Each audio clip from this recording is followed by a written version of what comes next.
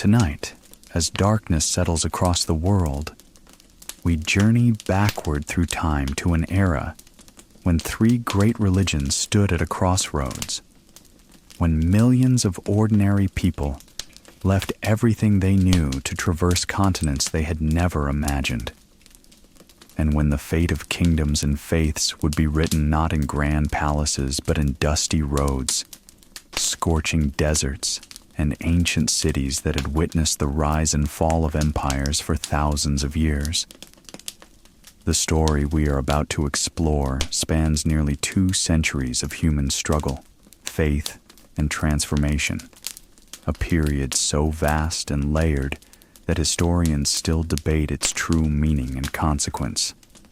But before we arrive at the battles and the bloodshed, we must first understand the world as it existed in the years before everything changed. We must walk through the peaceful monasteries of Western Europe, feel the weight of Byzantine traditions in the East, and understand the spiritual significance of lands that had been sacred long before any army arrived to claim them. As night settles deeper, know that within this history lies not a simple tale of good and evil, but rather a profound, complex portrait of human civilization at a turning point, a moment when religious devotion, political ambition, economic desire, and geographical discovery all collided in ways that would reshape continents and consciousness alike. Let us begin in the year 1000 of the Common Era, roughly 3 centuries before the first great expedition that would later be called a Crusade. Imagine the landscape of Europe in this quieter age, where feudal kingdoms stretched across the continent like a patchwork quilt stitched by countless hands over generations. In the northern reaches, dense forests cloaked the land, their trees so thick and ancient that sunlight barely touched the forest floor. And within these shadows walked peoples whose names and languages had been shaped by isolation and local tradition.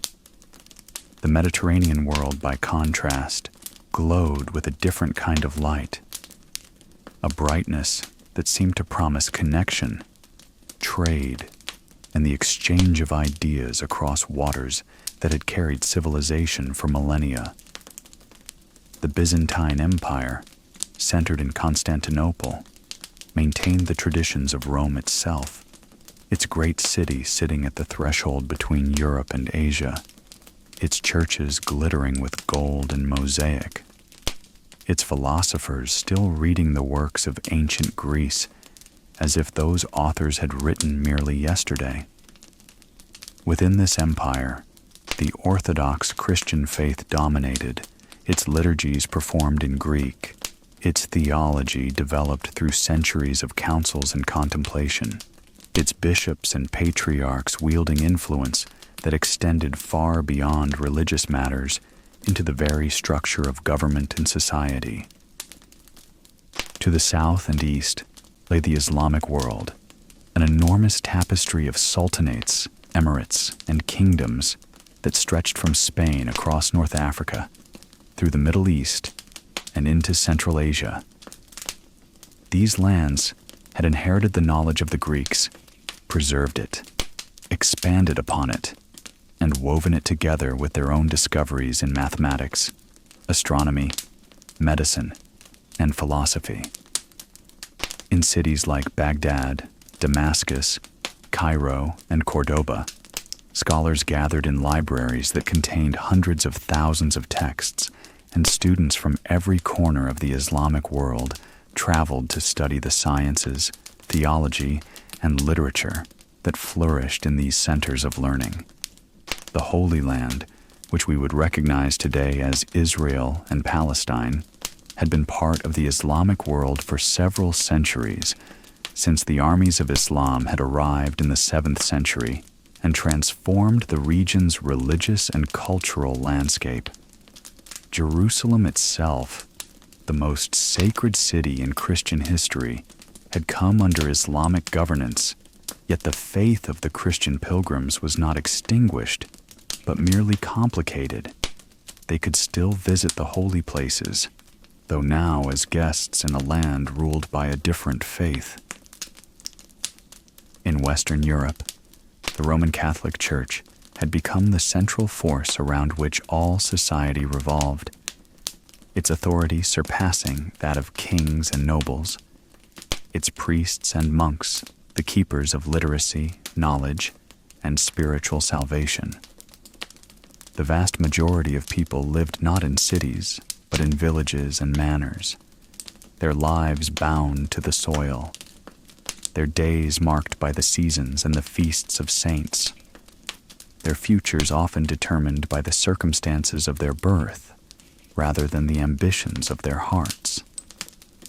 The church possessed lands, vast estates and properties that made it one of the wealthiest institutions in all of Christendom, and these lands were cultivated by peasants whose labor supported not only their own survival, but the continued power and influence of the institution that claimed spiritual authority over their souls. Yet within this system of feudalism and religious orthodoxy, there existed a profound longing, a spiritual hunger that expressed itself in countless ways. Monks retreated to monasteries, where they copied manuscripts by candlelight, preserving ancient knowledge and creating new works of theology and contemplation. Pilgrims traveled to sacred shrines, believing that the journey itself and the relics they might touch held power to heal, purify, and transform. The faithful built cathedrals of breathtaking beauty, structures that took generations to complete, monuments to faith constructed with stone and glass, and the collective sacrifice of entire communities. Yet beneath this surface of religious devotion and feudal order, Europe was changing. Trade routes were expanding, towns were growing, and the relative peace that had existed for several generations was creating conditions for growth, curiosity, and ambition. Knights, the military elite of this feudal society, had emerged as a powerful class, warriors whose code of conduct, later romanticized as chivalry, dictated that they serve their lords while defending the church and protecting the weak. These knights possessed military skills honed through constant practice, horses bred and trained for warfare, armor and weapons that represented significant investments of wealth and craftsmanship. They were dangerous men, trained from childhood in the art of violence. Yet the church worked to channel their aggression toward holy purposes, blessing their swords and offering spiritual justifications for their martial prowess. By the late 10th and early 11th centuries, as Europe's population grew and resources became more strained, these warrior classes had begun to turn increasingly toward raiding and expansion, seeking lands, wealth, and glory outside the borders of their own kingdoms. Far to the east, in Constantinople, the Byzantine Empire faced a different kind of pressure. This ancient Christian empire, which could trace its continuity back to the Roman Empire itself, had maintained remarkable stability through centuries of Islamic expansion, maintaining control of much of the Mediterranean and key trade routes. Yet by the 11th century, a new threat had emerged from the east. The Seljuk Turks, a warrior people who had recently converted to Islam and who were pushing westward with military efficiency and purpose. In 1071, at the Battle of Manzikert, a Byzantine army suffered a catastrophic defeat at the hands of the Seljuks, a loss that sent shockwaves through the empire and threatened its territorial integrity. This single battle did more than determine the fate of armies. It reshaped political realities and psychological certainties. The Byzantine emperor, faced with the loss of territory, and the threat of further encroachment, looked westward toward the Catholic West, toward the Pope in Rome, and the knights and kings of Western Europe, seeking military assistance against the Islamic expansion that threatened his borders and his dynasty's survival.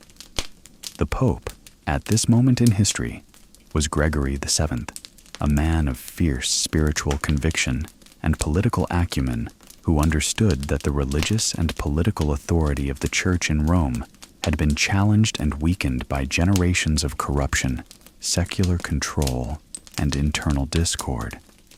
He saw in the Byzantine request for military aid not merely an opportunity to assist a fellow Christian empire, but a chance to rally Western Christendom under the banner of the Church itself, to unite the fractious kingdoms of Europe toward a common religious purpose, and to dramatically elevate the spiritual and political authority of the papacy. The language that began to emerge in the late 11th century spoke of liberation, of reclaiming lands that had once been Christian, of protecting pilgrims who traveled to the Holy Land, and of fulfilling a Christian duty to defend the faith. Religious rhetoric blended seamlessly with political ambition, spiritual devotion, merged with economic calculation, and the result was a movement that would eventually transform medieval society and leave imprints on world history that would persist for centuries. In the year 1095, Pope Urban II called for a great council to be held in the French city of Clermont. Here, surrounded by bishops, nobles, and other ecclesiastical authorities, the Pope delivered a speech that would ignite an enormous response across Western Europe. The exact words of Urban's speech have been debated by historians for centuries, as different chroniclers recorded different versions, each shaped by their own perspective and theological concerns.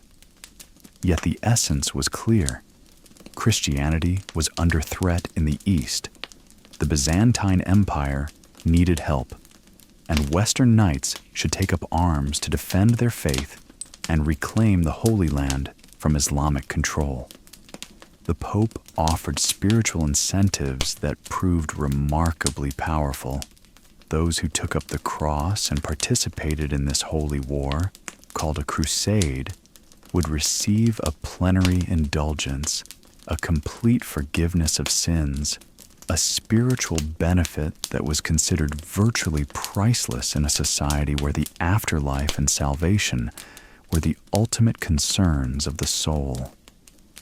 The combination of spiritual reward, the opportunity for glory and wealth, the chance to escape the constraints of feudal life, and the appeal to religious duty created a cascade of responses.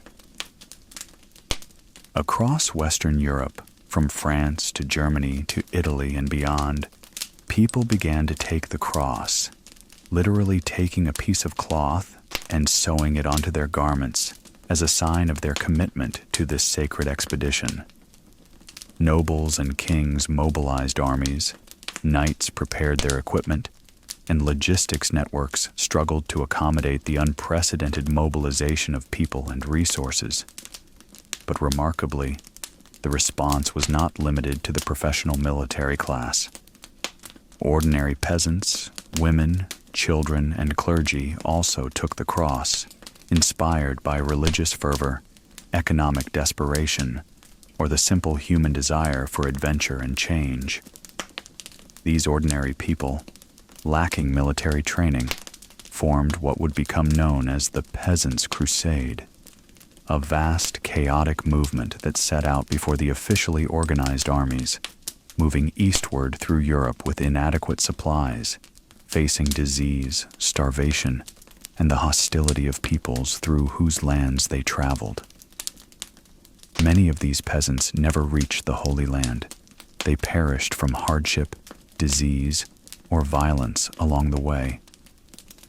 Those who survived long enough to encounter organized Muslim forces were often slaughtered, having no military training or sophisticated weapons with which to defend themselves. Yet their journey was not entirely futile. It demonstrated the profound power of the religious message and the emotional resonance that the crusade had acquired across all levels of medieval society.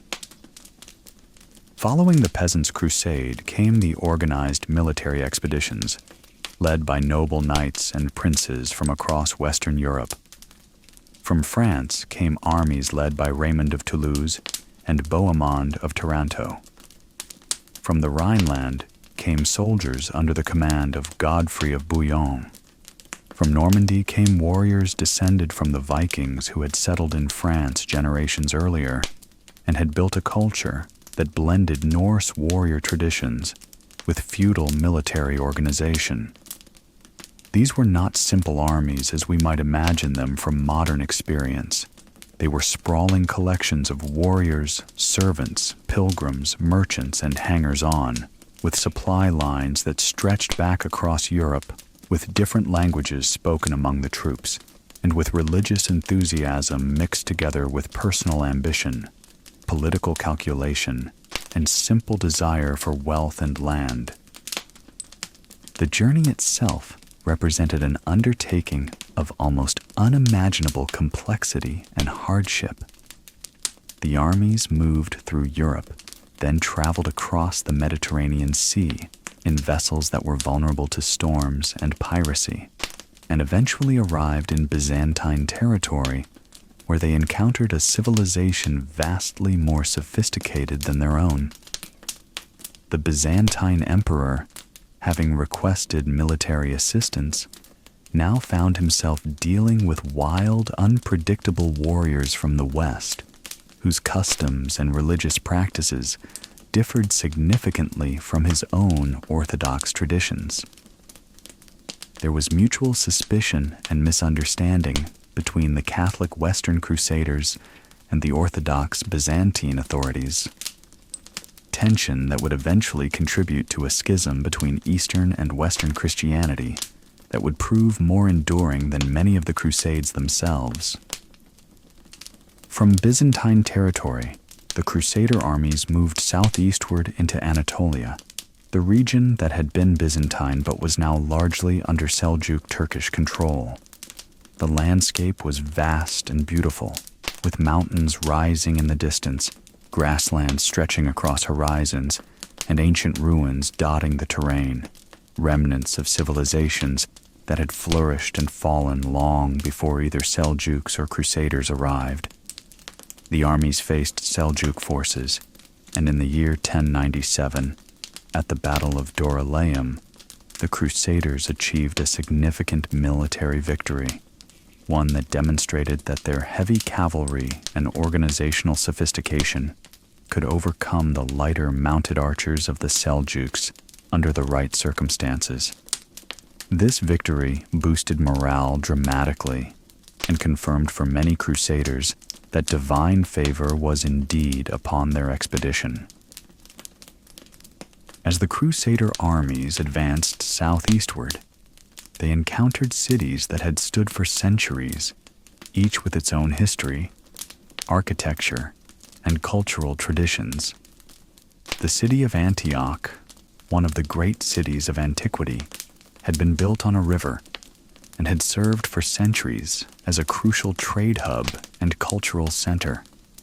It was here, according to Christian tradition, that followers of Jesus had first been called Christians, and the city held deep religious significance for the Crusaders beyond its military and strategic importance. The siege of Antioch was long and difficult, lasting many months, testing the endurance and supplies of the Crusader armies. Within the city walls lived Muslims, Christian Arabs, and other communities who had learned to coexist across centuries, whose daily lives involved navigating religious differences through commerce, family ties, and the practical necessities of urban living. The siege brought destruction and suffering to this ancient city, disrupting trade, causing starvation, and ultimately leading to the city's fall to the Crusaders in 1098. The victory was celebrated religiously as well as militarily. Crusaders processed through the streets, claiming the city in the name of Christ and the Church, reconsecrating churches that had been converted to mosques or repurposed for other uses. Yet, between the great cities lay smaller towns, villages, and the vast stretches of countryside that had sustained human communities for millennia. The Crusaders passed through regions where agriculture had been refined and perfected over countless centuries, where irrigation systems and carefully managed water resources allowed crops to flourish in arid regions, where trade routes had been established and maintained through the efforts of countless merchants and caravans. The natural environment itself became a presence in the Crusader experience. The heat of the southern Mediterranean sun, so different from the temperate climates of northern Europe. The parched earth that cracked and broke during drought. The sudden violent rains that came seasonally and transformed the landscape from dust to mud. For Crusaders from northern regions, this environmental difference was profoundly disorienting, a physical reality that reminded them constantly that they had traveled to a foreign land, that they were guests or invaders in a world fundamentally different from their own. By 1099, the Crusader armies had reached Jerusalem itself, the ultimate destination of their pilgrimage and their conquest.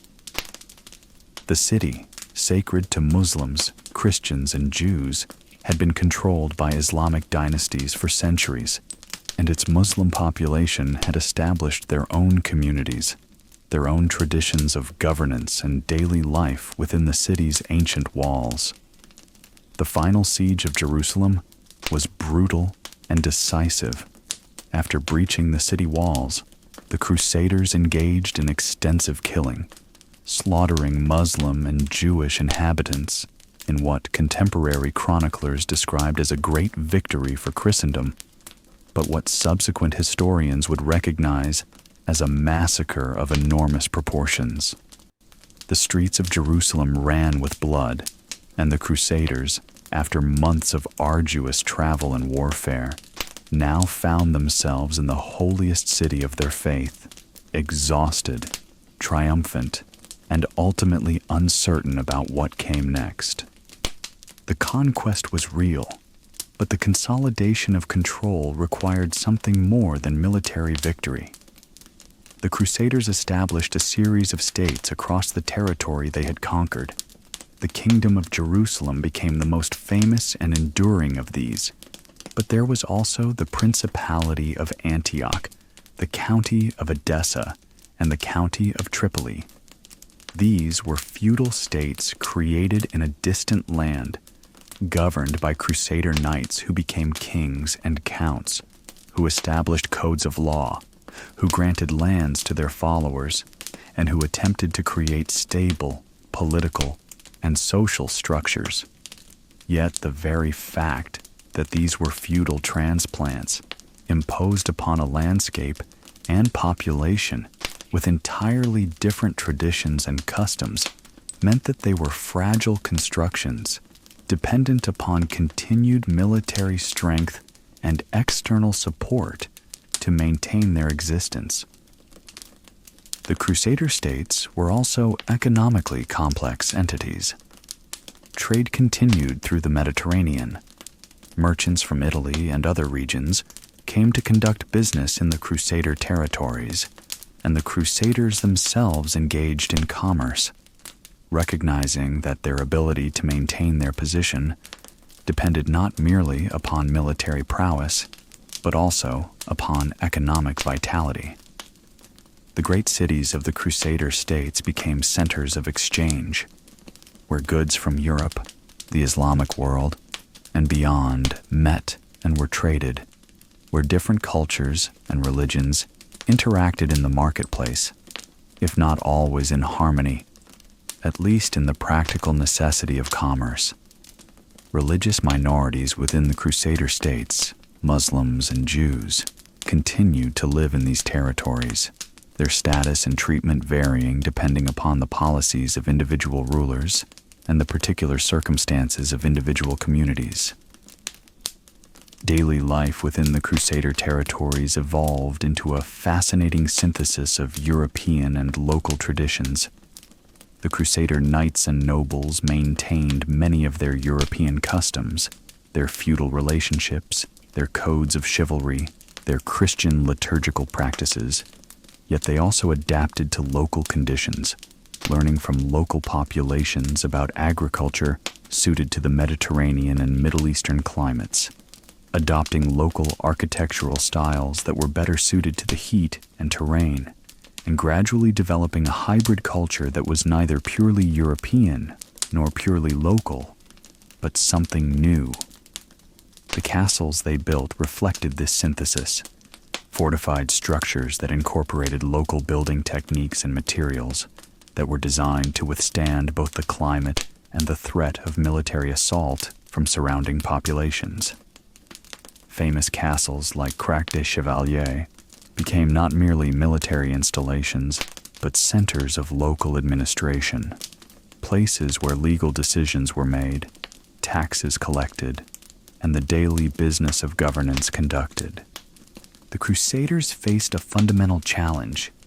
They were a minority population attempting to rule over a majority population that did not share their religion or, often, their language. In the early decades, many Crusaders did not intend to remain permanently. They had come to accomplish their religious purpose, to perhaps acquire some wealth and prestige, and to eventually return to Europe. Yet others, particularly those who had lost their estates or who had no inheritance waiting for them back home, chose to remain, to establish families, and to build permanent lives in the Holy Land. These long-term residents gradually became more similar to the local populations, their children learning Arabic alongside the French or Italian of their parents, their religious practices influenced by exposure to Islam and Judaism, their social customs modified by generations of living in a different climate and cultural environment.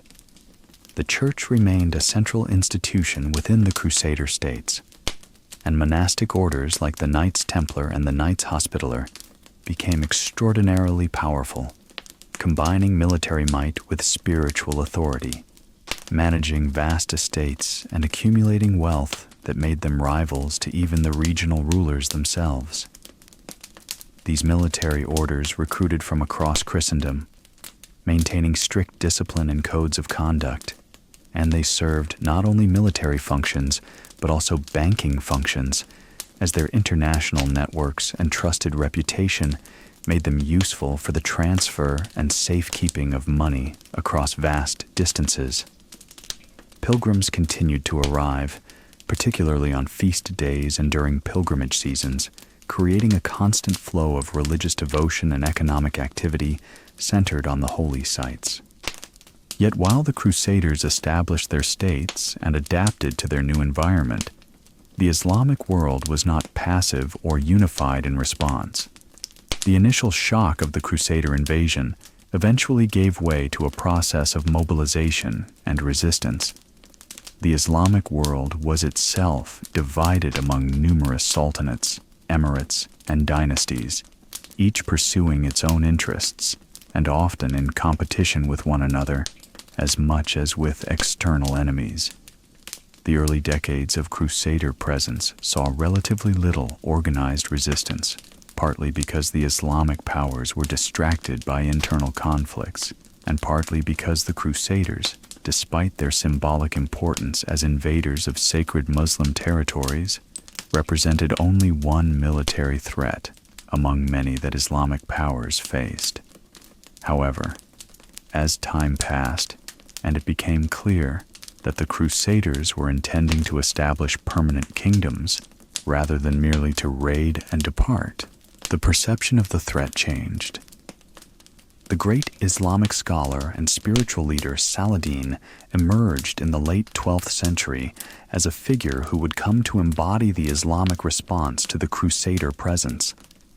Born in a modest family and rising to prominence through military service and political acumen, Saladin gradually consolidated power, unifying various Islamic states and principalities under a single authority. His narrative, as preserved in Islamic historical sources, presented the struggle against the Crusaders as a form of religious duty, a sacred obligation to reclaim Muslim lands from foreign invaders. Yet Saladin was also a pragmatist and a sophisticated statesman. He negotiated treaties, conducted diplomacy alongside warfare, and understood that the complete elimination of the Crusader presence would require patience, political skill, and sustained military effort rather than a single dramatic victory. The Great Clash came in 1187 at the Horns of Hattin, a location in the hills near the Sea of Galilee, where Saladin's armies, carefully positioned and well coordinated, defeated a Crusader force under the command of Guy of Lusignan. This was not simply a military victory, but a turning point in the symbolic and actual balance of power in the Levant. Following this battle, Saladin's armies swept through the Crusader territories, recapturing many of the cities and fortresses that the Crusaders had held, and most significantly, retaking Jerusalem itself in 1187.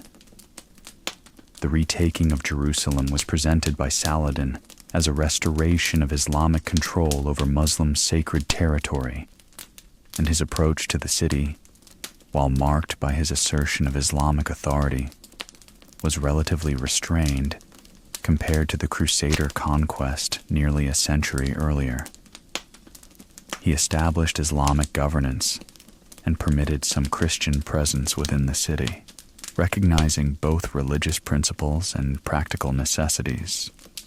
The loss of Jerusalem in 1187 shocked and mobilized European Christendom once more. A second major crusade was called, eventually led by the great King Richard the Lionheart of England and King Philip Augustus of France, among others. These later crusades, however, differed significantly from the first. The element of surprise was gone. The Islamic world was now organized and prepared for Crusader military campaigns. The Crusaders of these later expeditions were generally more experienced in warfare against Islamic opponents, and they were also, in many cases, more cynical about the religious purposes of the Crusades, viewing them increasingly as military and political ventures rather than purely spiritual endeavors. The Second Crusade and the various crusades that followed it across the next several centuries achieved victories and defeats, captured and lost cities, and gradually saw the Crusader presence in the Levant diminish.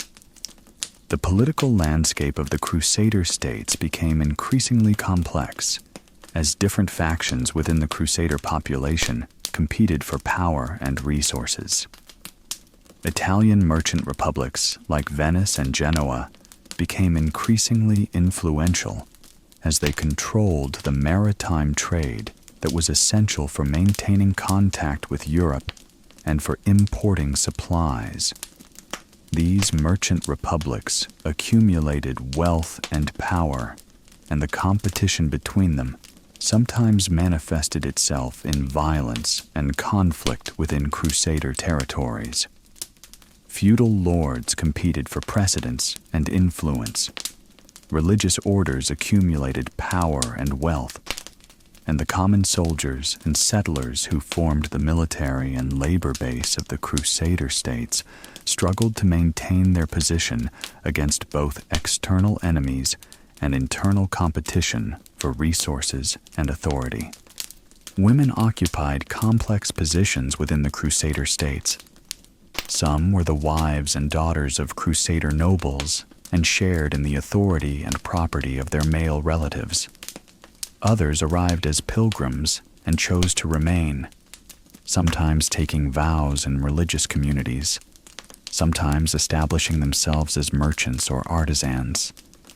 the interaction between Crusader women and the local female populations, Muslim and Jewish women, occurred primarily in domestic settings, in markets, and in the contexts of daily life, where religious and cultural boundaries were somewhat more permeable than they were in the formal structures of politics and warfare. These interactions, documented fragmentarily in historical sources, suggest that women sometimes found ways to navigate across religious and cultural boundaries, though always within the constraints imposed by male-dominated societies. Over generations, the religious landscape of the Eastern Mediterranean and the Crusader states gradually shifted in ways that were not always easily predicted or controlled by political authorities. Initially, the Crusaders were portrayed in religious terms as warriors for Christ, and this religious identity remained central to their self-understanding throughout the Crusader period.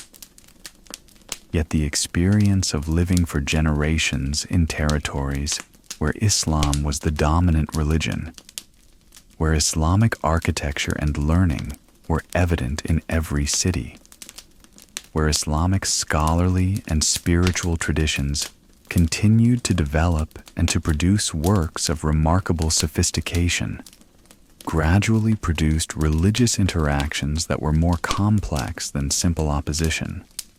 Some Crusaders adopted elements of Islamic culture and learning. A few even developed genuine intellectual interest in Islamic theology and philosophy. Individual Crusaders and Crusader rulers established diplomatic relationships with Islamic counterparts that sometimes transcended mere military considerations and involved mutual respect and intellectual exchange. The military orders, particularly the Templars and Hospitallers, maintained archives of Islamic texts and worked with local scholars, both as a matter of practical necessity and increasingly as a matter of genuine intellectual interest. Yet these instances of cultural and intellectual exchange remained exceptions rather than the rule. The fundamental antagonism between Crusader and Islamic populations remained the dominant reality. For the Christian populations already living in the Middle East, the Orthodox Christians of the Byzantine tradition, and the various other Christian communities that had existed in the region for over 1,000 years, the arrival of the Crusaders brought complicated consequences. Initially, some local Christian communities welcomed the Crusaders as co-religionists and fellow Christians who might assist them against Islamic pressure. Yet the differences between Western Catholicism and Eastern Orthodoxy, differences in liturgical practice, ecclesiastical structure, and theological emphasis, quickly became apparent.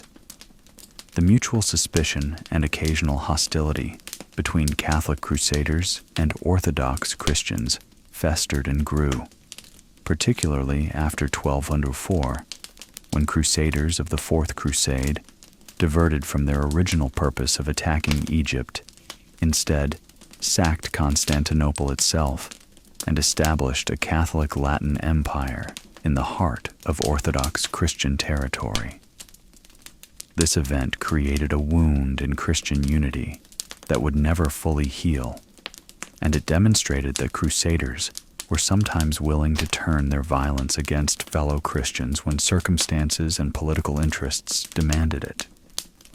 Paradoxically, the period of the Crusader presence also witnessed a remarkable intellectual and cultural flourishing in the Middle East and in the connections between East and West. As Crusaders and Islamic scholars came into contact, as trade increased between European and Islamic territories, knowledge flowed in both directions. Greek texts that had been lost to Western Europe for centuries were gradually recovered, initially through Muslim intermediaries who had preserved them, then through direct contact and translation. Islamic advances in mathematics, including the adoption of the Indian numerical system, that would eventually replace Roman numerals in Europe, gradually penetrated westward. Medical knowledge from the Islamic world, including the works of great physicians like Al-Razi and Ibn Sina, became known to European physicians and gradually transformed European medical practice. This cultural exchange was not merely one-directional. European knowledge and practices also influenced the Islamic world, and there developed a fascinating dialogue across the boundaries of religion and culture. A dialogue that occurred not only among scholars and intellectuals, but also through the mundane and practical necessities of living in proximity to one another. Architectural styles influenced one another. Fortification techniques were borrowed and adapted. Agricultural practices were studied and implemented. Legal traditions were compared and sometimes absorbed.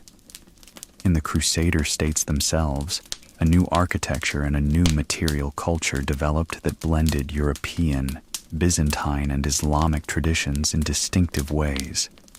The universities and centers of learning that would eventually emerge in medieval Europe were influenced significantly by this contact with the Islamic world.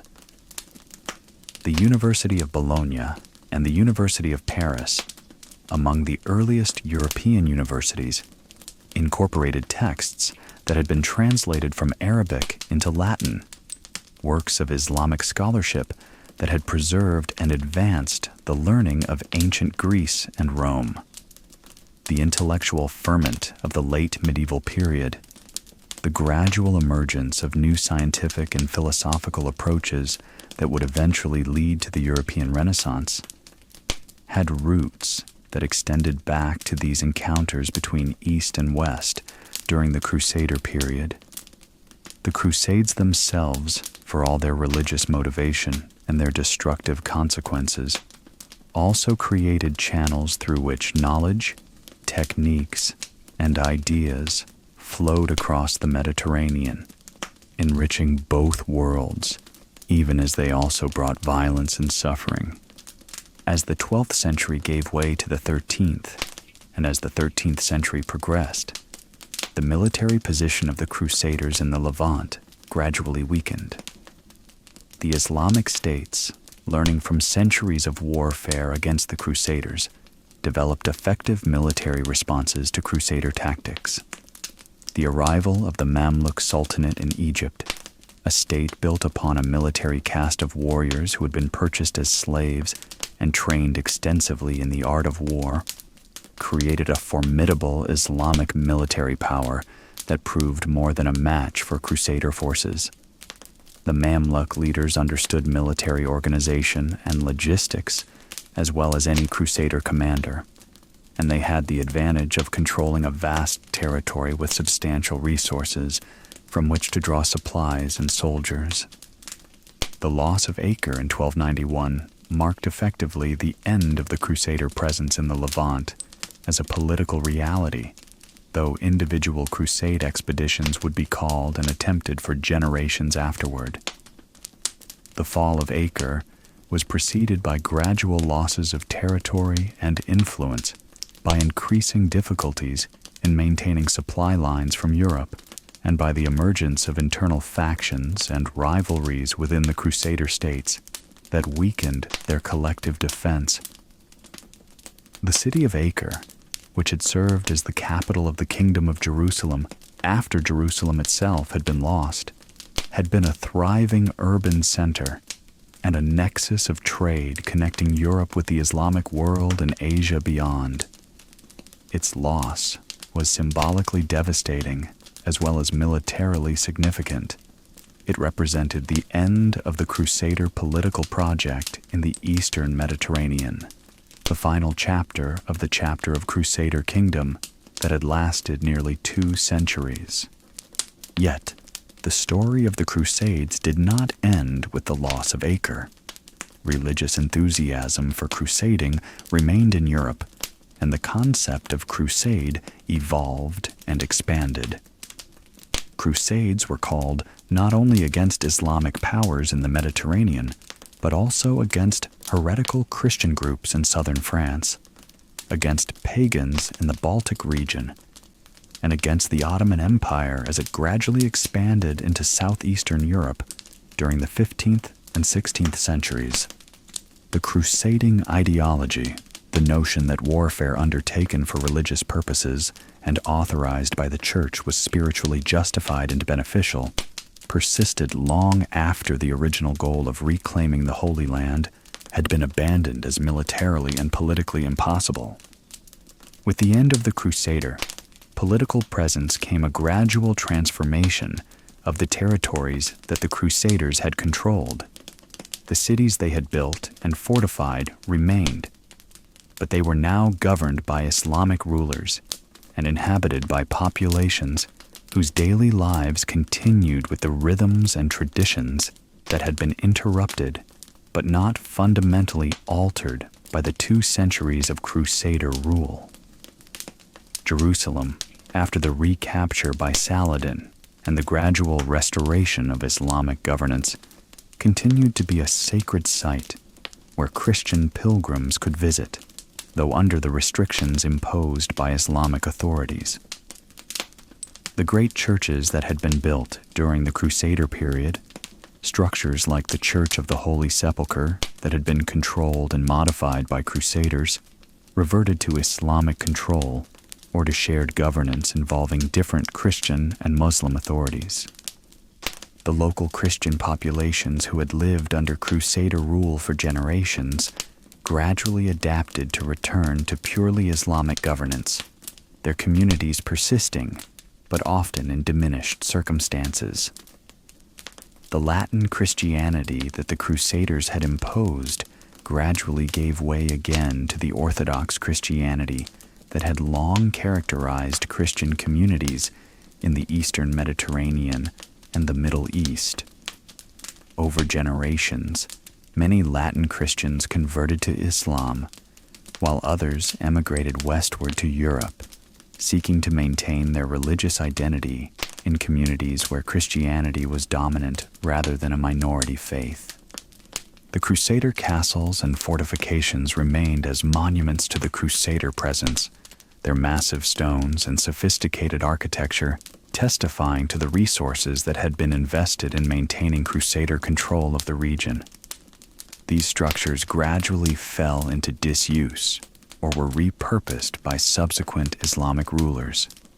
Some were incorporated into new Islamic fortifications.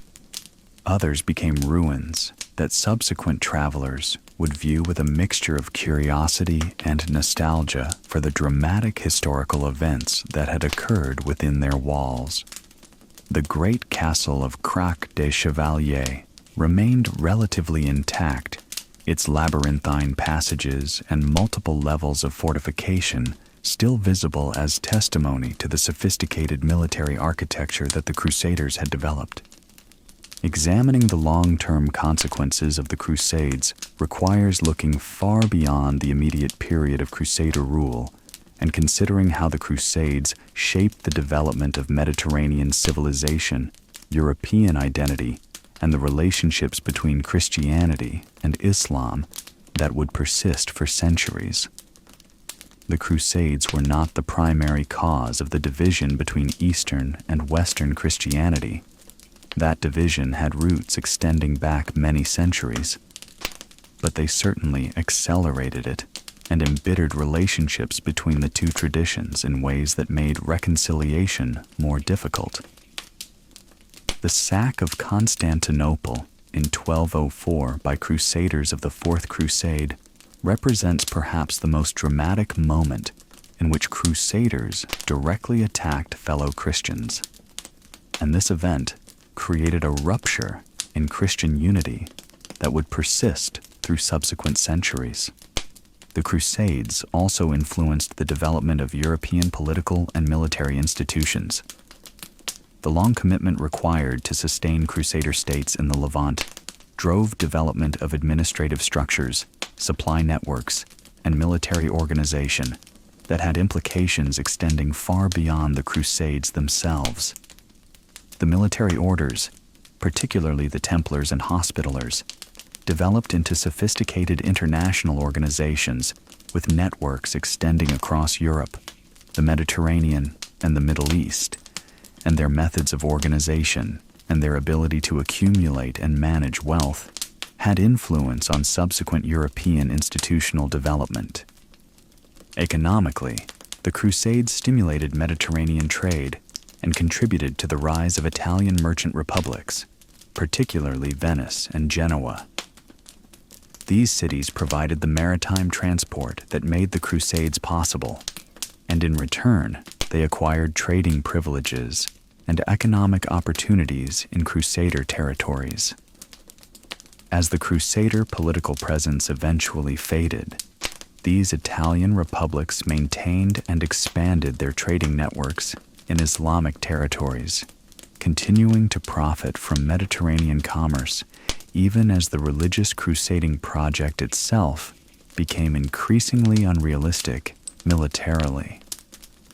The trade routes that had been established or reinforced during the Crusader period would persist long after the Crusaders themselves had departed from the Eastern Mediterranean. The concept of crusade evolved significantly over the centuries following the loss of the Crusader states. Initially, crusade referred specifically to expeditions undertaken to reclaim Jerusalem or to defend Christian territories in the Eastern Mediterranean from Islamic conquest. Yet over time, the term and the ideology it represented expanded to encompass other military enterprises undertaken for religious purposes. Popes granted crusade indulgences not only for expeditions to the Holy Land, but for campaigns against heretical Christian groups, pagan populations, and later against the Ottoman Empire. The Reconquista in Iberia, the gradual Christian reconquest of the Iberian Peninsula from Islamic rule, took on characteristics of a crusade, with popes granting crusade indulgences to those who fought in the peninsular campaigns. The Baltic Crusades, undertaken by German crusader orders against pagan populations in the region of modern-day Lithuania and Prussia, represented another expansion of crusading ideology beyond the Mediterranean context. These crusades demonstrated how the concept and justification of crusade had become a powerful ideological tool that could be deployed by the Church and by political leaders to mobilize military effort for various purposes, not all of them limited to the defense of Christianity against external Islamic threat. In the minds of many medieval and early modern Europeans, the concept of crusade became linked with the notion of Christian superiority and mission, a sense that Christian Europe had not merely a right, but a duty to expand its territory and influence. This ideology, developing partly from the historical experience of the Crusades themselves, would eventually contribute to the mentality that would justify European overseas expansion in subsequent centuries. The Portuguese and Spanish explorers and conquerors who ventured across the Atlantic and into the Indian Ocean in the 15th and 16th centuries carried with them ideologies of crusade and Christian mission that had been developed and refined through centuries of crusading thought and practice. Yet, it is important to recognize that this expansion of crusading ideology represented a transformation and an extension of the original crusading impulse rather than a simple continuation of it. The original Crusades, for all their religious motivation and their sometimes devastating consequences, had specific military and political objectives rooted in the historical situation of the late 11th century. The later expansions of crusading ideology, while maintaining religious justification, were often motivated by different considerations: political ambition, economic interest, and the desire for territorial expansion. To understand the Crusades fully, it is essential to consider how they appeared from the perspective of those who experienced them as invaders and threats. For many in the Islamic world of the 11th, 12th, and 13th centuries, the Crusaders represented an unprecedented challenge, a sudden military incursion from the West that disrupted established patterns of life and required new military and political responses. The arrival of the Crusaders coincided with a period when the Islamic world was experiencing some internal political fragmentation, with various dynasties and emirs competing for power and influence. The initial Crusader conquests were successful, partly because they arrived at a moment when Islamic powers were not fully mobilized in opposition. As the Crusader presence persisted, and as Islamic rulers gradually recognized the necessity of united action against the Crusader threat, Islamic society mobilized its resources and developed military and political responses. The emergence of Saladin as a unifying force represented one such response, and his successful campaign against the Crusaders was presented in Islamic terms as a restoration of divine order and Islamic authority over territories that rightfully belonged to Islam. The later Mamluk Sultanate of Egypt, which eventually expelled the Crusaders from the Levant entirely, represented another form of Islamic political and military response. Yet the Islamic response was not uniformly hostile or militaristic. Islamic scholars engaged with Crusader society, observing its characteristics and attempting to understand the religious and cultural forces that motivated it. Islamic rulers in some cases adopted useful military technologies and techniques from the Crusaders, even as they opposed Crusader political presence. The long period of coexistence and conflict between Crusaders and Islamic populations produced a complex historical reality that defied simple categorization. Individuals moved across religious boundaries through conversion.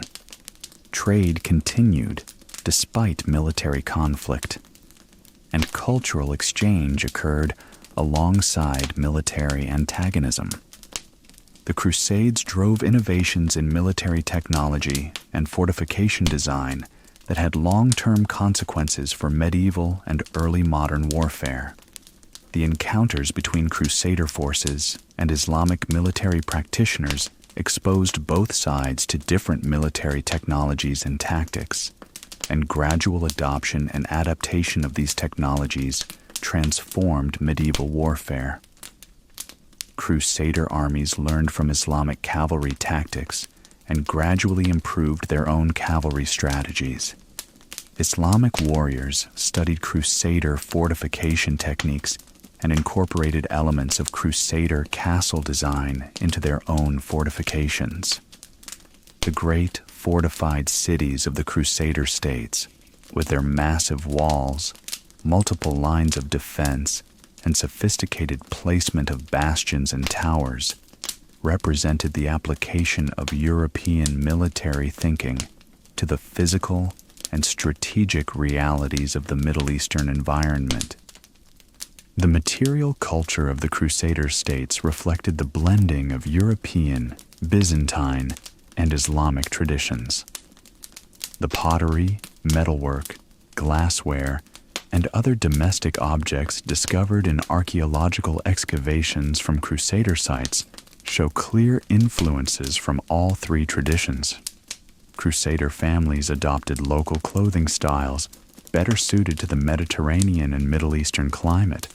Their armor and weapons were modified to address the specific challenges of warfare in that region. The hybrid material culture of the Crusader states testifies to the genuine synthesis that occurred when European Crusaders settled for generations in a region with rich cultural traditions reaching back thousands of years. The agriculture of the Crusader territories was gradually transformed as Crusaders learned from local populations about irrigation techniques, crop selection, and land management practices that had been refined through centuries of experience. The introduction of new crops and new agricultural methods into the Crusader states had implications that extended beyond the immediate Crusader period.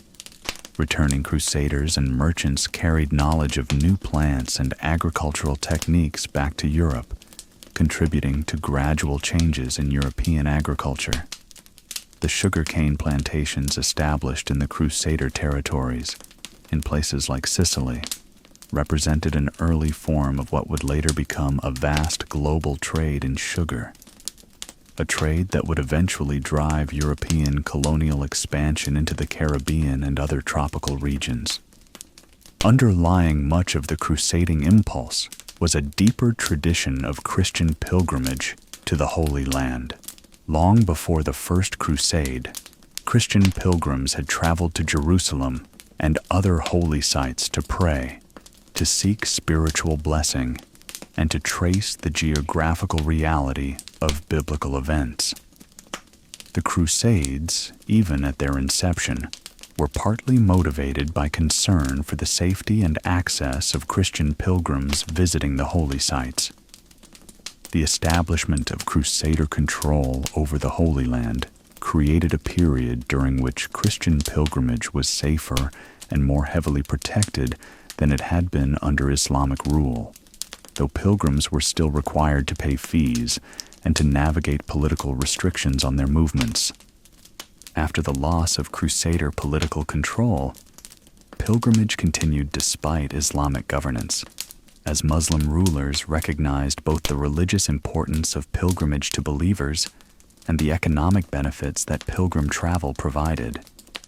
The continuity of pilgrimage across the centuries of Crusader presence and subsequent Islamic control testifies to the power of religious devotion and the determination of believers to visit sacred sites regardless of political circumstances. The pilgrimage traditions that persisted through the Crusader period gradually modified the consciousness of Europe concerning the Holy Land. For many ordinary Europeans who would never travel to Jerusalem themselves, Crusade stories and pilgrimage narratives created a mental geography of the Holy Land that, while often fragmentary and distorted by romance and religious fervor, represented a real expansion of European consciousness concerning the world beyond their immediate surroundings. The memory of the Crusades persisted in medieval and early modern European consciousness in complex and sometimes contradictory ways. The Crusades were remembered as glorious military achievements, as examples of Christian faith and courage, and as noble endeavors undertaken for religious purposes. Yet they were also remembered by those with more critical perspectives as chaotic ventures marked by military disorganization, as occasions of unnecessary bloodshed, and as religious enterprises that had failed to achieve their stated objectives. The memory of Crusade failure, particularly the loss of Jerusalem, and eventually the loss of all Crusader territories in the Levant, created a sense of incompleteness, of a religious obligation remaining unfulfilled. This memory of Crusade failure and of the Islamic possession of Jerusalem and other holy sites continued to motivate crusading efforts long after the original Crusader states had been swept away. The Ottoman conquest of Constantinople in 1453, which definitively ended the Byzantine Empire and established Ottoman Islamic control over the key strategic city at the boundary between Europe and Asia, reignited fears in Western Europe about Islamic expansion and about the future of Christian dominance in the Mediterranean. The language of crusade persisted in European political and religious discourse, used to justify military campaigns and to mobilize popular support for military ventures against Islamic powers. Yet the practical reality of crusading had changed dramatically. The original Crusades had involved the establishment of political control, and the settlement of Crusader populations in conquered territories. The later efforts to recapture the Holy Land, or to stem Ottoman expansion in southeastern Europe, did not involve comparable commitments to territorial control and settlement, and they ultimately failed to achieve their religious objectives. The Ottoman Empire, despite periodic military setbacks and the loss of some territories, persisted and expanded over centuries, gradually extending its control over the Mediterranean and southeastern Europe in ways that contradicted the crusading goal of Christian reconquest. Throughout the Crusader period and beyond, the Islamic world continued to experience remarkable intellectual and cultural development. The great libraries of Baghdad, Cairo, Damascus, and other Islamic centers continued to accumulate and preserve knowledge from across the Islamic world, and from the classical Greek and Roman traditions that had been preserved and advanced by Islamic scholars. Islamic medicine continued to develop, with great physicians like Avicenna, Ibn Sina, and Al-Razi making discoveries and advancing understanding of disease and treatment. Islamic mathematics, building on Indian numerical systems and Greek geometry, developed algebra as a distinct mathematical field and made advances in trigonometry and other mathematical disciplines. The physical environment of Islamic cities reflected the sophistication and resources of Islamic civilization. The great mosques built during this period represented extraordinary achievements in architecture and engineering, with domes and arches that required sophisticated understanding of structural principles. The public baths, fountains, gardens, and other amenities that characterized Islamic cities demonstrated an attention to the quality of urban life and to the creation of public spaces for community interaction. The markets and bazaars of Islamic cities represented centers of commercial activity and of cultural exchange, places where goods from across the Islamic world and from beyond met and were traded, where different languages were spoken, and where information and ideas as well as material goods moved between distant regions. This continued cultural and intellectual vitality of the Islamic world during the Crusader period deserves emphasis, because the Crusades themselves are often presented in Western historical narratives as the dominant historical force of the period, as though the world of the Islamic East was primarily reactive, primarily concerned with response to Crusader invasion. In reality, the Islamic world continued its own internal development, pursued its own intellectual and cultural projects, and engaged in political competition and conflict according to its own logic and concerns, quite apart from the Crusader presence. The Crusades, from an Islamic perspective, represented an important challenge and a significant historical event, but they did not constitute the entirety, or even necessarily the center of Islamic history during the Crusader period. To understand the Crusader period authentically, it is helpful to consider the daily rhythms and routines that characterized life for ordinary people living within the Crusader territories and in the Islamic regions surrounding them. The agricultural cycle that had structured life for centuries continued to operate. Crops were planted in seasons, harvested when ripe, and stored for winter consumption. Families maintained their households, raised their children, and passed knowledge from one generation to the next through the ordinary processes of familial life. In cities and towns, merchants conducted their daily business, artisans practiced their crafts, and markets assembled according to traditional patterns and times. Religious observance structured time in both Christian and Islamic contexts. In Crusader territories, churches held regular services, monks chanted their offices at appointed times, and Christian feast days marked the calendar with celebrations and commemorations.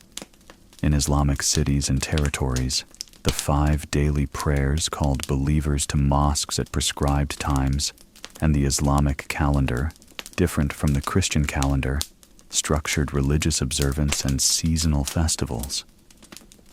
The rhythms of prayer and worship, the rhythms of commerce and labor, and the rhythms of the seasons all interacted to create a complex temporal structure within which daily life proceeded. Music and storytelling represented important cultural practices across the medieval Mediterranean world. In Crusader territories, troubadours and other musicians performed for noble audiences, singing songs of courtly love and romantic adventure that had become popular among the European nobility. In Islamic territories, poetry and music represented highly developed artistic traditions with long histories and sophisticated formal structures. The poetry of the Islamic world, with its complex rhyme schemes, its metrical sophistication, and its rich imagery, represented one of the supreme achievements of Islamic culture, and poets of significant skill and reputation could achieve considerable social status and influence.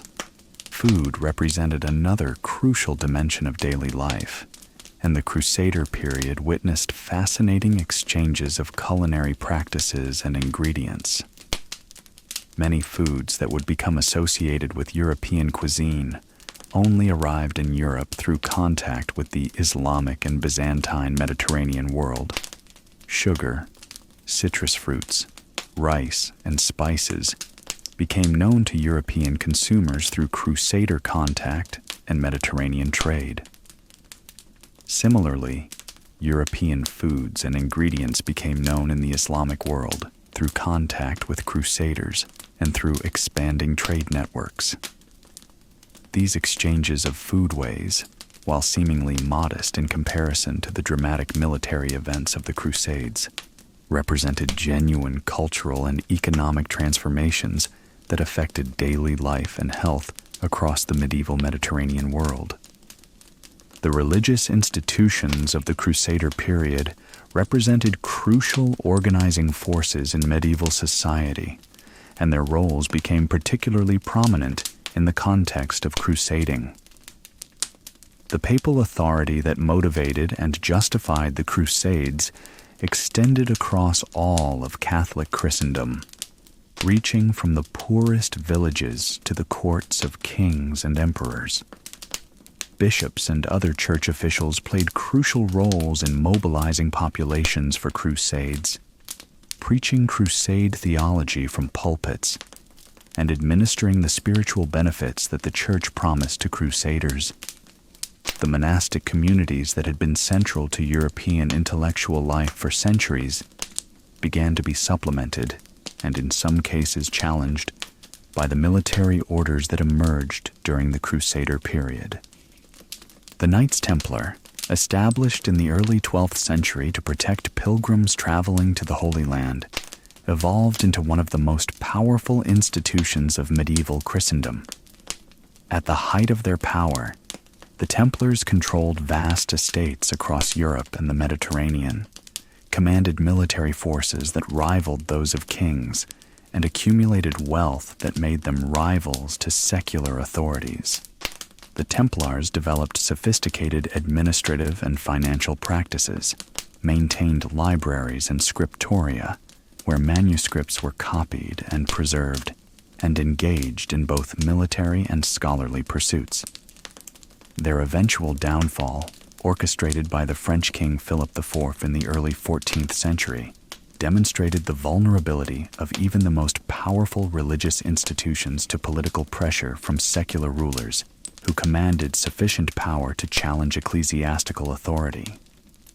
The Knights Hospitaller, another military order that emerged during the Crusader period, survived longer than the Templars and continued to operate throughout the Mediterranean world long after the loss of the Crusader states.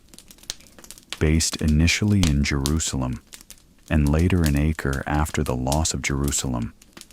The Hospitallers eventually established themselves in Rhodes and other Mediterranean locations, where they continued to maintain military forces and engage in both genuine charity work for pilgrims and merchants, and in warfare against Islamic naval forces. The Hospitallers represent a form of continuity between the Crusader period and the subsequent medieval and early modern period, as an institution that maintained crusading ideals and military organization even after the original Crusader states had been destroyed.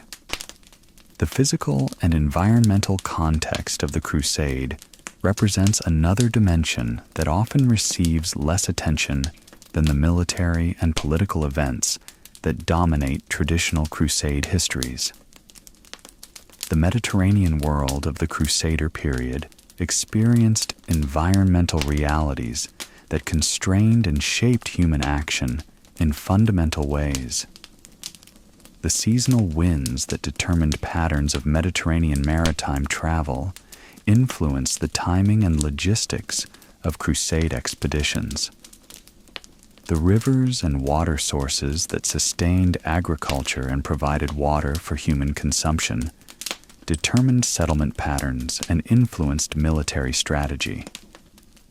The mountain ranges that crossed the terrain through which armies traveled created natural barriers that influenced military movements and required armies to develop strategies for overcoming natural obstacles. Climate variation, including periods of relative plenty and periods of scarcity, influenced the ability of populations to support military campaigns.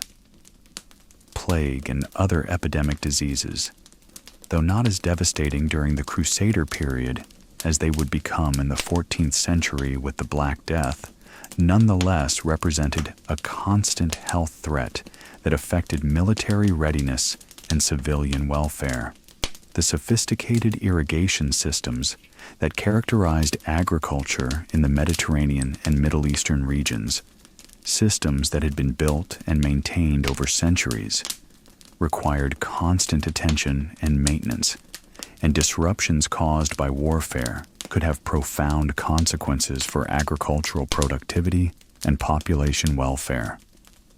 The deserts and semi-arid regions that Crusaders had to traverse represented environmental challenges quite different from those Europeans were accustomed to in their home regions. The heat, the aridity, the dust storms, and the scarcity of water created physical stresses on European Crusaders and required adaptations in clothing, equipment, and daily routine.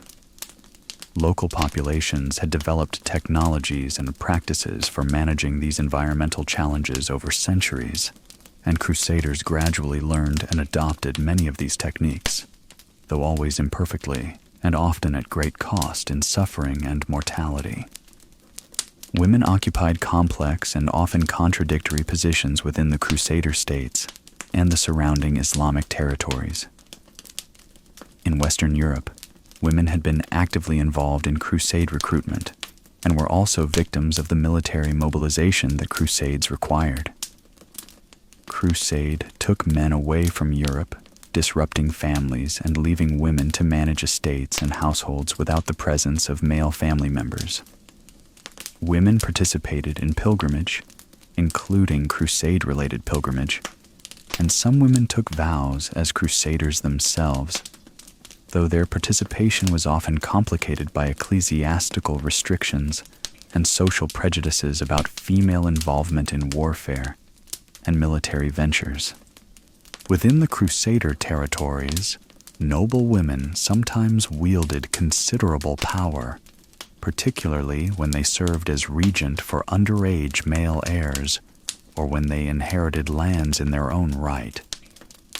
The Queen of Jerusalem, when the position existed, occupied a role of significant authority and could influence political decisions affecting the Crusader state.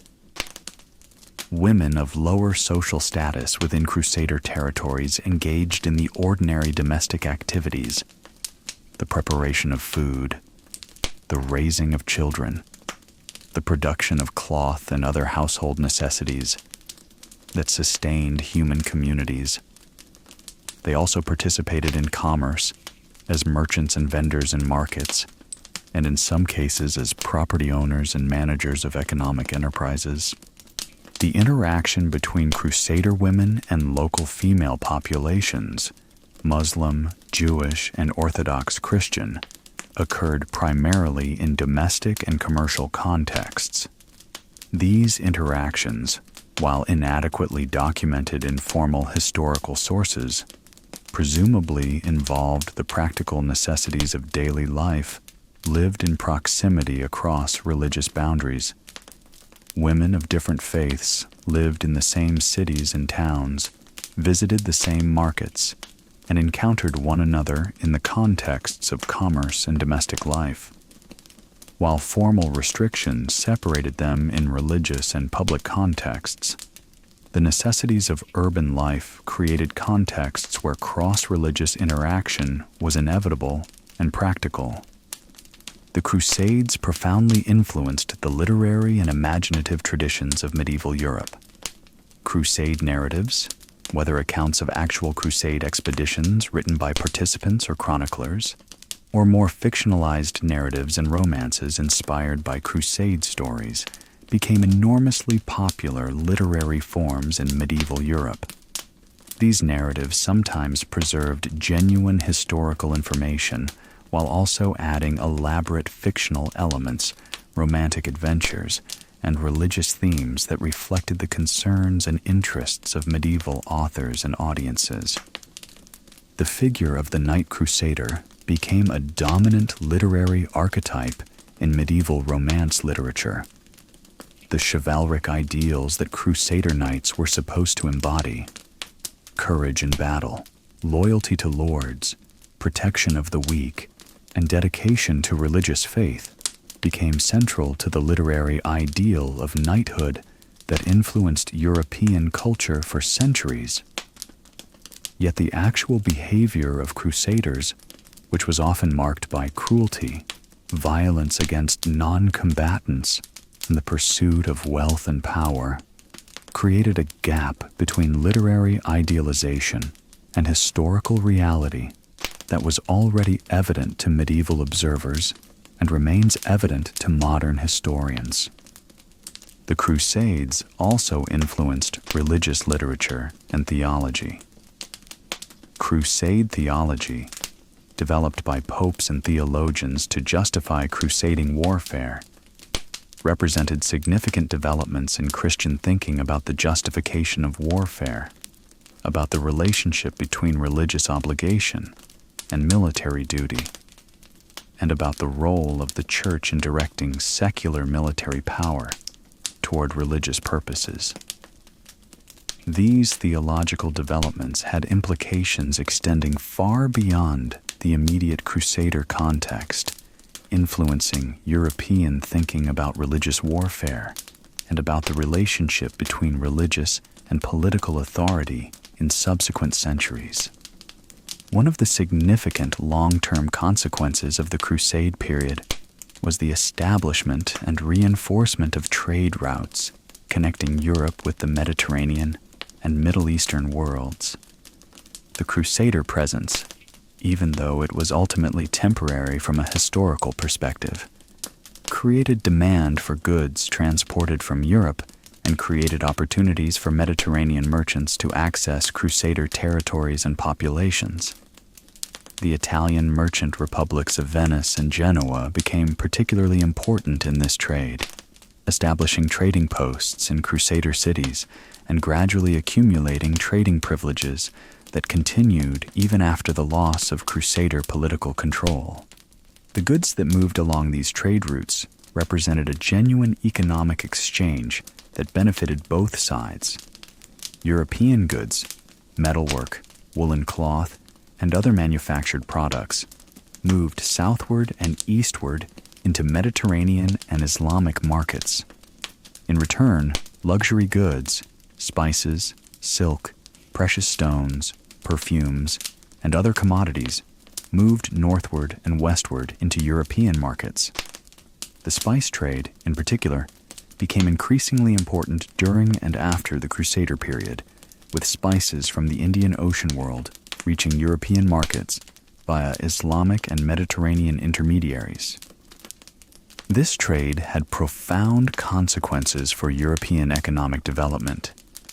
The access to luxury goods and to new materials drove increasing economic activity in European towns and stimulated the development of merchant networks and financial practices that would eventually underpin the development of early modern capitalism.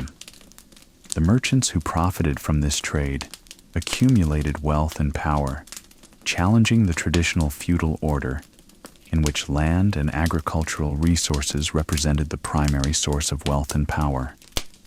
The rise of urban commercial centers and merchant classes during the late medieval period was substantially enabled by the trade patterns that had been established and reinforced through the centuries of Crusader contact with the Mediterranean and Islamic worlds. The Crusade period witnessed significant transfers of technology between the Islamic world and Western Europe, transfers that had important long-term consequences for European technological development.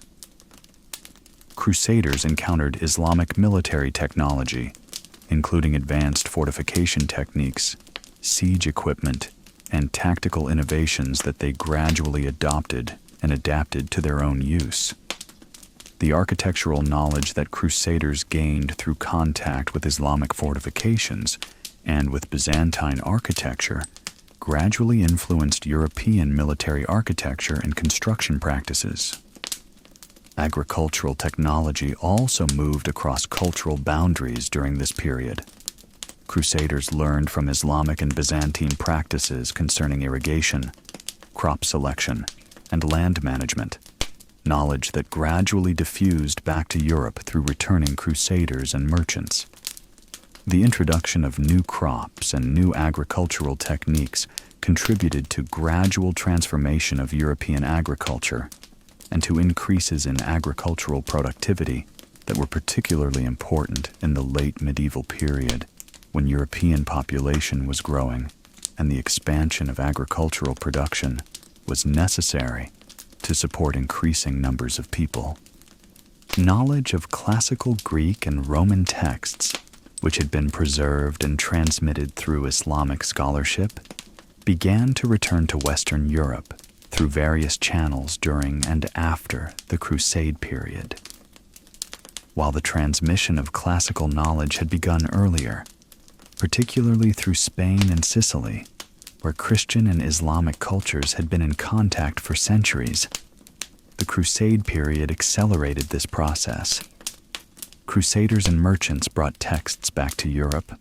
Scholars traveled to Islamic centers of learning to study, and translators worked to render Arabic texts into Latin so that they could be studied in European universities and monasteries. These transfers of classical knowledge represented a crucial foundation for the later European Renaissance, the return to classical learning that would eventually transform European intellectual life. In the centuries following the loss of the Crusader states, the Ottoman Empire emerged as a major Islamic power that gradually extended its control across Anatolia, the Balkans, and the Mediterranean. The Ottoman conquest of Constantinople in 1453 represented a dramatic symbolic and strategic victory that seemed, to many in Western Europe, to represent the triumph of Islam and the failure of Christianity to maintain its authority in the Mediterranean world. Yet Ottoman expansion, while it extended Islamic political control, did not eliminate Christian populations or Christian religious practice in Ottoman territories. The Ottoman system, though Islamic in its political and theological foundation, incorporated non-Muslim populations as subject peoples who could maintain their religious faith and practices under Ottoman governance, subject to certain restrictions and obligations. The Ottoman challenge to European and Christian interests in the Mediterranean motivated renewed calls for crusade in Western Europe. The Crusade of Lepanto in 1571, when a Christian naval alliance defeated the Ottoman fleet in a major naval battle, seemed temporarily to suggest that Christian crusade could successfully challenge Ottoman power. Yet despite this naval victory, Ottoman power persisted and gradually expanded, maintaining control of the Mediterranean and southeastern Europe for several more centuries. The persistence of Ottoman power, despite repeated Christian efforts to challenge it, demonstrated that the religious ideology of crusade, powerful as it remained in European consciousness, could not overcome the substantial military and political realities that supported Ottoman authority. The final great Ottoman conquest, the capture of Baghdad in 1534, eliminated the Mamluk Sultanate that had been the great Crusader nemesis during the late Crusader period. This conquest demonstrated that Islamic political geography had fundamentally changed since the Crusader period. The Ottoman Empire had become the dominant Islamic power, replacing the various sultanates and emirates that had fought crusaders in the Levant and Mediterranean during the medieval period. The world order that emerged in the 16th century, though still marked by Christian Islamic antagonism and competition, represented a fundamentally different configuration of political power than the world that had generated the original Crusades. The Crusade period had profound intellectual consequences that extended far beyond the immediate medieval period. The encounter between European Christendom and the Islamic world during the Crusade period demonstrated to European intellectuals that there existed sophisticated civilizations beyond the boundaries of Europe, that knowledge and learning flourished in non-Christian contexts, and that European Christendom was not isolated or supreme, but rather part of a larger Mediterranean and Asian world that included other religions, other forms of learning, and other intellectual traditions. This awareness, initially shocking and sometimes threatening to European Christian consciousness, gradually contributed to a broadening of European intellectual horizons. European scholars became increasingly interested in understanding Islamic civilization, in acquiring Islamic texts and learning, and in engaging with Islamic intellectual traditions. While much of this engagement was motivated by polemical concerns, the desire to refute Islamic theology or to understand Islam in order to combat it more effectively, it also created contexts for genuine intellectual exchange and mutual learning. The experience of crusading also contributed to a gradual transformation of European political consciousness. The necessity of coordinating crusade expeditions involving forces from multiple European kingdoms and principalities exposed European rulers and their advisors to the possibilities and challenges of international political cooperation and coordination.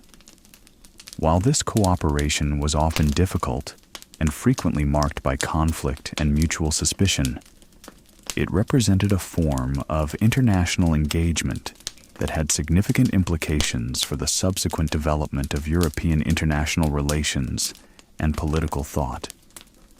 The Crusade period witnessed significant religious controversies and theological disputes within Christian communities themselves. The Great Schism between Eastern and Western Christianity, which had its roots in centuries of theological, liturgical, and political differentiation, was exacerbated and deepened by Crusader contact and conflict. The Latin Crusaders' treatment of Orthodox Christians, culminating in the sack of Constantinople in 1204, created a bitterness and resentment that poisoned Christian relations for centuries. From the perspective of Orthodox Christians, the Catholic Crusaders had proven themselves to be more threatening and more destructive than Islamic opponents. Within Western Christendom itself, the Crusade ideology generated theological and ethical questions that engaged medieval theologians and church leaders. Was crusading warfare truly justified on religious grounds? What was the proper relationship between warfare and Christian faith? These questions, which had been answered affirmatively by Crusade theologians and papal authorities, were increasingly questioned by some medieval thinkers who recognized contradictions between Crusade warfare and Christian ethical teachings about love, forgiveness, and the sanctity of life. The Crusades also contributed to the development of what might be called Orientalism in European thought, the creation of an imagined Islamic and Eastern other that served European psychological and ideological needs, even when it bore little resemblance to the actual diversity and complexity of Islamic and Eastern civilizations. The Crusade narratives and Romance literature that circulated in medieval Europe often presented stylized and exaggerated versions of Islamic civilization and of Crusader Islamic encounters, versions that influenced European consciousness about the Islamic world in ways that persisted long after the Crusade period itself had ended. The architectural legacy of the Crusade period represents one of the most tangible and enduring consequences of the Crusader presence in the Mediterranean and the Middle East. The castles, churches, and other structures built by Crusaders during the Crusader period represent examples of medieval architecture adapted to Mediterranean and Middle Eastern environments. Structures like Croix des Chevaliers, one of the greatest castles of the medieval world, combined European military architectural principles with local building techniques and materials, creating fortifications that were suited to the specific environmental and military contexts of the Levant. The churches built in Crusader territories similarly represented architectural synthesis. While maintaining elements of European Romanesque architectural style, Crusader churches incorporated local materials, local labor, and local architectural traditions. The Church of the Holy Sepulchre, rebuilt and modified by Crusaders, reflects layers of architectural styles and influences accumulated over centuries, with Crusader modifications visible alongside earlier Byzantine and Islamic architectural elements. These architectural remains continue to testify to the Crusader presence, even though the political and military structures that the Crusaders established have entirely disappeared. Archaeological excavations and architectural analysis of these structures continue to provide information about Crusader society, about the resources that Crusaders invested in construction, about their military priorities and technologies, and about the cultural synthesis that occurred when European Crusaders adapted to living in a Mediterranean and Middle Eastern context. The physical structures themselves, even when partially ruined or heavily modified by subsequent occupants, remain as monuments to the historical reality of the Crusader presence and to the human labor and creativity that went into building and maintaining these structures. Understanding the Crusades requires placing them in comparative historical context, recognizing that they were not unique in human history, but rather represented one example of religiously motivated military expeditions and holy warfare. Throughout human history, religious motivations have been combined with military action, territorial conquest, and political expansion. Islamic expansion in the 7th and 8th centuries, which resulted in the conquest of the Mediterranean and the Middle East by Islamic armies, was also justified in religious terms, as was Islamic expansion into North Africa and India in subsequent centuries. Similarly, other religious traditions generated military expeditions and warfare justified on religious grounds. Hindu-Buddhist conflicts in India, conflicts between different Buddhist sects in East Asia, and various forms of religiously motivated warfare in Africa and other regions represent parallel phenomena to the Crusades. The Crusades, therefore, should be understood not as unique or exceptional, but rather as one historical manifestation of the perennial human tendency to combine religious conviction with military action and territorial conquest. Yet the Crusades possessed characteristics that made them distinctive in significant ways. The distance traveled, the complexity of the military organization required, the duration of the Crusader presence, and the level of cultural and religious differentiation between Crusaders and the populations they conquered all represented distinctive features of the Crusade experience. The Crusades were also distinctive in the way that they influenced subsequent European history, in the intellectual and cultural consequences they generated, and in the way they shaped European consciousness about the non-European world and about Europe's relationship to that world. At the most fundamental level, the Crusades represented experiences of individual human beings, the Crusaders themselves, the populations that lived in Crusader territories, the soldiers and civilians who were affected by Crusade warfare. These individual experiences, while often inadequately documented in historical sources, merit consideration as crucial dimensions of Crusade history.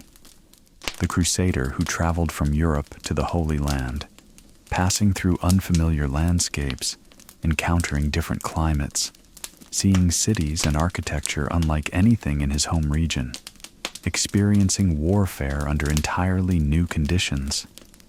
This experience represented a profound transformation of consciousness and awareness.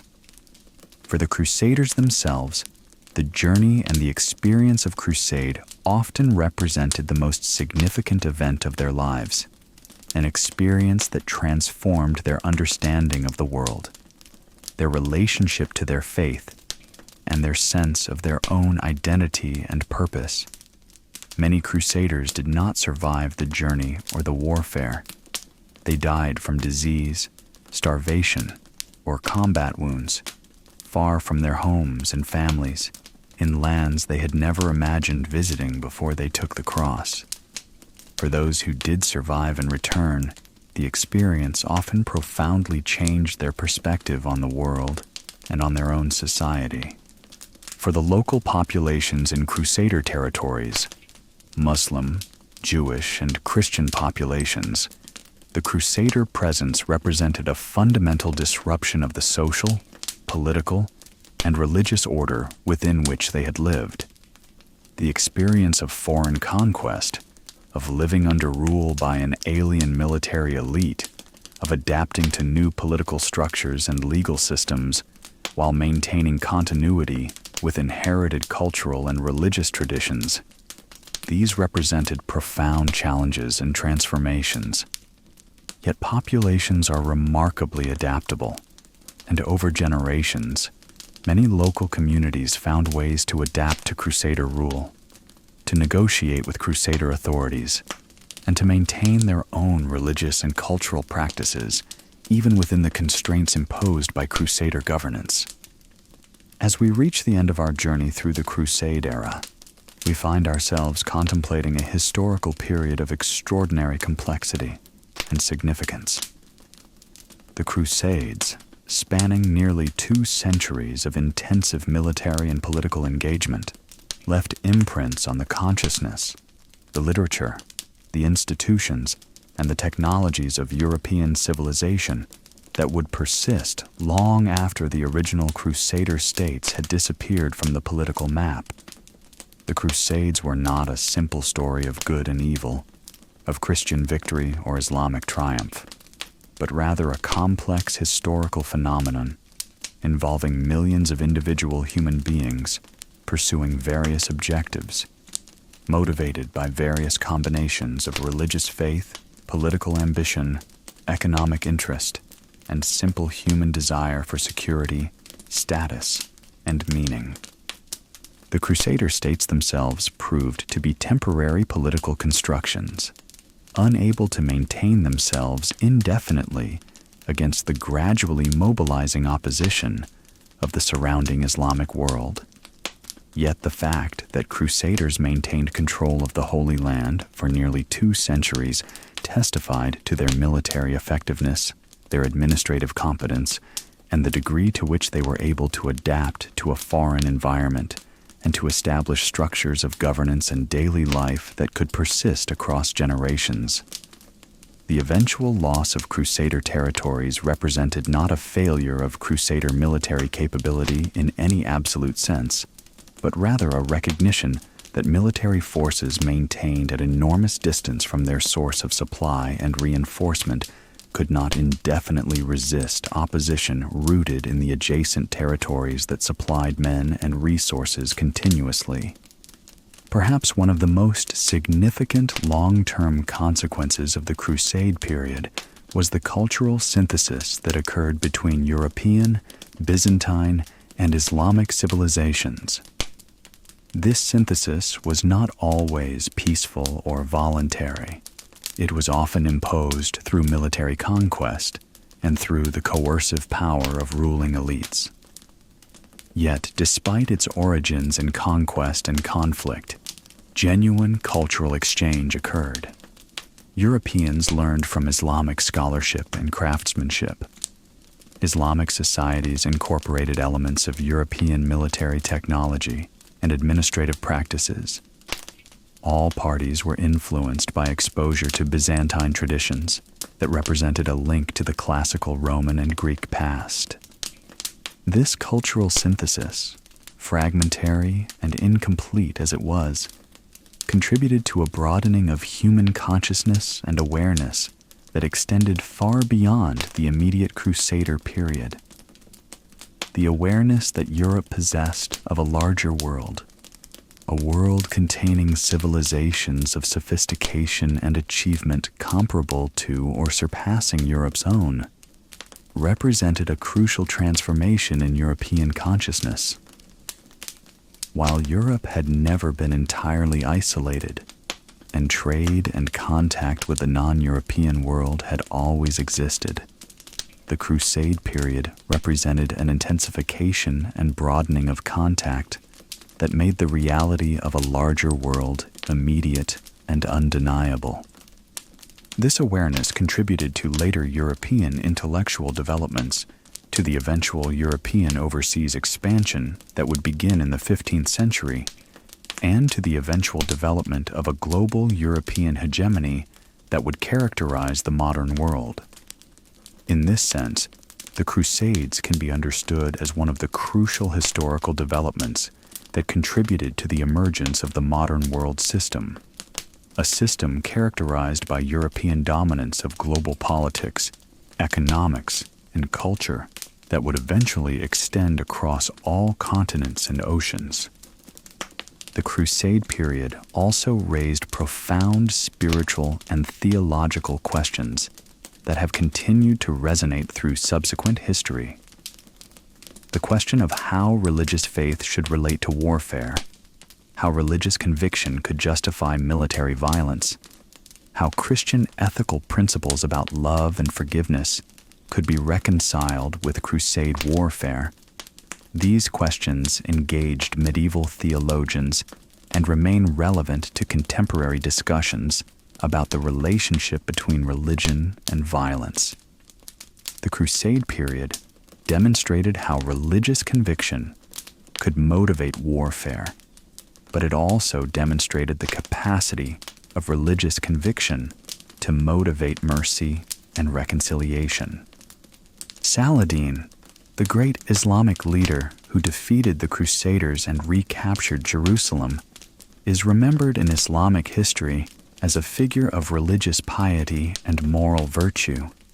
Yet he was also a military leader who fought fiercely against the Crusaders. In his treatment of Jerusalem after the Crusader defeat, Saladin is remembered for exercising restraint and mercy, for avoiding the massacre that had characterized the Crusader conquest nearly a century earlier. This combination of military effectiveness with moral restraint is presented in Islamic sources as exemplifying the spiritual ideal of Islamic jihad, holy struggle undertaken not out of hatred or cruelty, but out of religious duty and moral conviction. These spiritual and moral dimensions of the Crusade period deserve recognition and contemplation. The Crusades were not simply military campaigns or political adventures. They were also spiritual undertakings that many participants understood as serving religious purposes and as fulfilling religious obligations. The moral contradictions that the Crusade period exposed between Christian ideals of love and the reality of Crusade warfare, between the claim that Crusades were sacred undertakings and the reality that they often involved cruelty and exploitation, represented conflicts that medieval religious consciousness had to confront and attempt to resolve. The Crusade period witnessed transformation of medieval European society in ways that extended far beyond the military and political events of the Crusades themselves. The mobilization of resources required to support Crusade expeditions drove innovations in administration, logistics, and finance that had implications for European political development far exceeding the immediate Crusade context. The necessity of coordinating military expeditions involving forces from multiple kingdoms created contexts for developing international political and military cooperation, experiences that influenced subsequent European political development. The influx of wealth acquired through Crusade conquest contributed to changes in European economic structures and patterns. Crusaders who returned from the Holy Land often brought wealth in the form of trade goods, spoils from conquest, or payments for military service. Wealth that could be invested in European enterprises and that contributed to gradual economic development. The opportunities for wealth acquisition through Crusade participation attracted significant numbers of young nobles and knights, providing them with alternatives to the limited opportunities available within traditional feudal structures.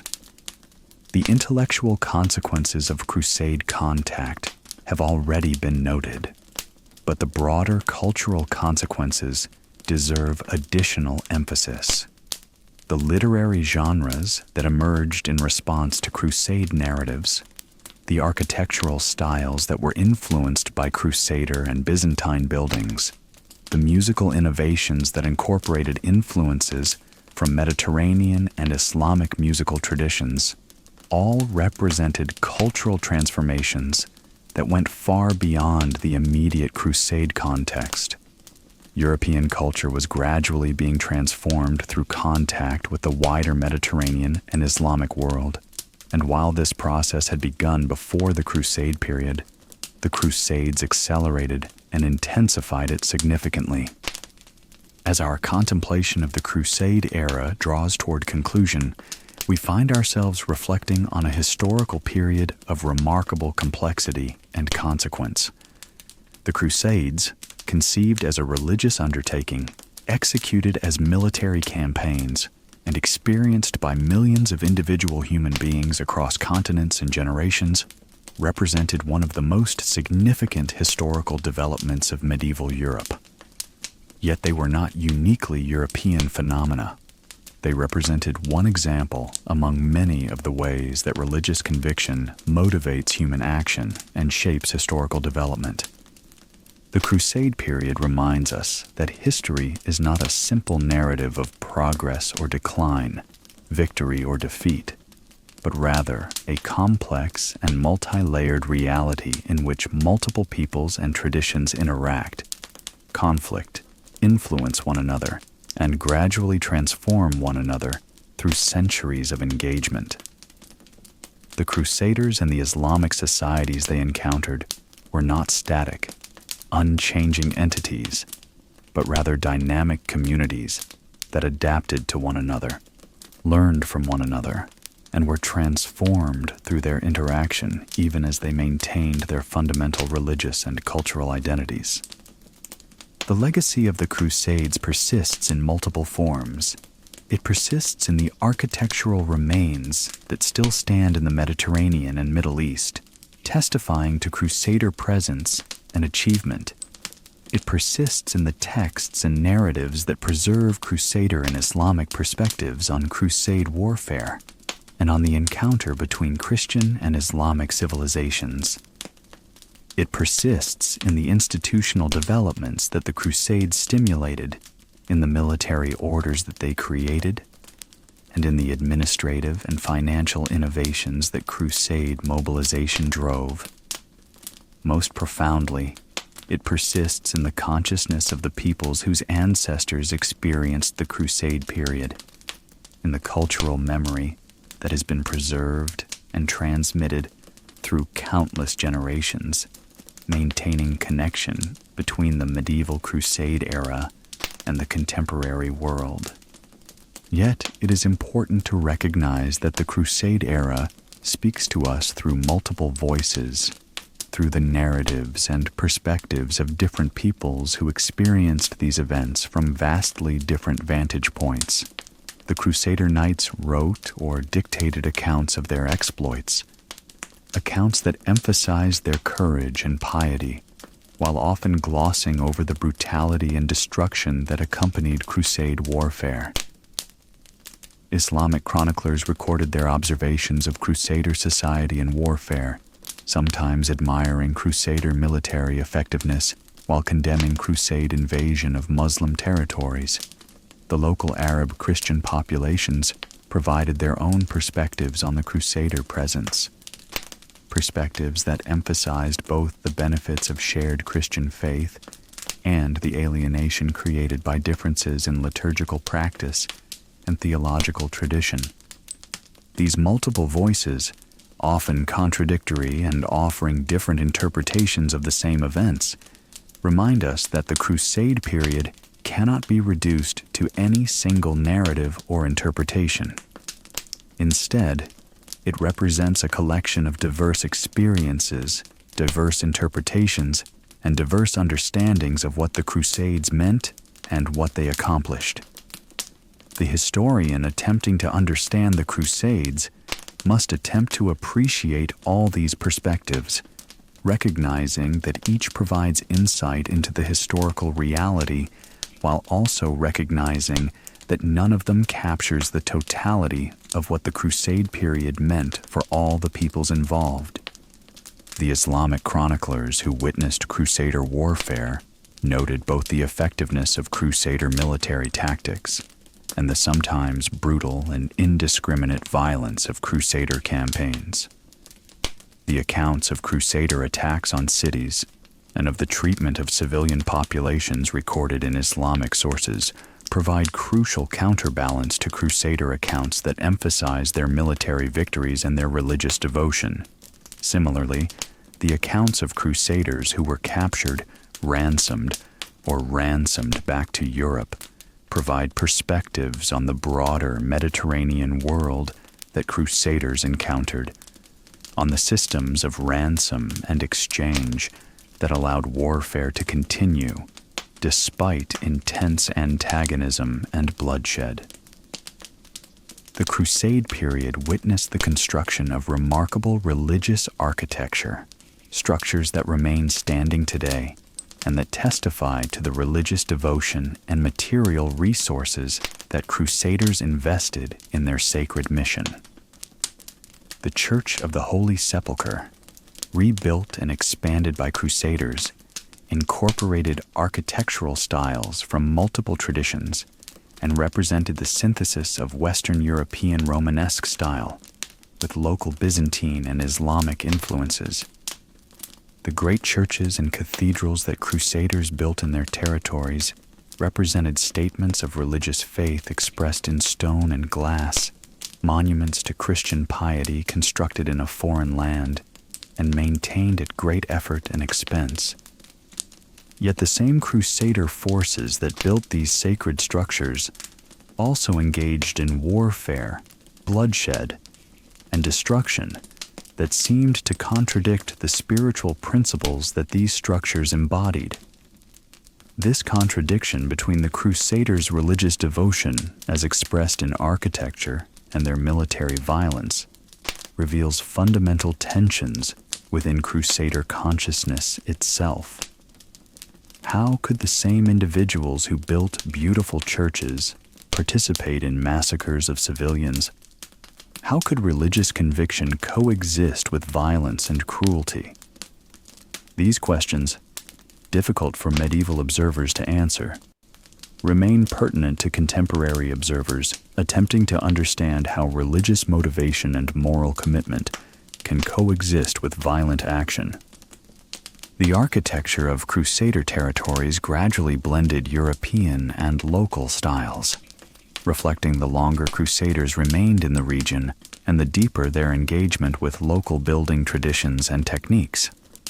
The fortified churches built in Crusader territories combined defensive military architecture with religious function, reflecting the reality that even religious structures needed to defend against military threat. The fusion of military and religious architecture in Crusader structures reflects the fusion of military and religious purpose in Crusade ideology itself, a fusion that was both creative and destructive in its consequences. The economic dimensions of the Crusade period deserve greater attention than they sometimes receive in Crusade history, which often emphasizes military and religious aspects. The Crusades required massive expenditures of resources to equip armies, to transport them across Europe and the Mediterranean, to maintain them while they campaigned in foreign lands. These expenditures required mobilization of wealth, both through taxation and through voluntary contributions. The economic resources required to sustain the Crusades represented a burden on medieval European populations, and the taxation necessary to support Crusades sometimes created resentment and resistance among those who had to provide the resources. Yet, the Crusades also generated economic opportunities and stimulated economic development. The Crusades stimulated Mediterranean trade, as merchants sought to profit from supplying Crusader armies and from trade with Crusader territories. The Crusades drove innovations in ship design and maritime technology, as fleets had to be built to transport Crusader armies across Mediterranean distances. The Crusades stimulated development of financial instruments and banking practices, as Crusaders and their supporters sought mechanisms to finance Crusade expeditions and to transfer wealth across distances. The merchant republics of Venice and Genoa profited enormously from their participation in Crusade logistics and trade, wealth that they invested in ships, commercial infrastructure, and eventually in the maritime expeditions that would eventually carry European traders and explorers into the Indian Ocean and across Atlantic distances. The economic exchanges that occurred during the Crusade period gradually transformed European economies, introducing European merchants and consumers to goods and trade routes that had previously been less accessible. The trade in spices, silks, and other luxury goods that had been stimulated by Crusade contact gradually expanded and persisted long after the loss of Crusader political control.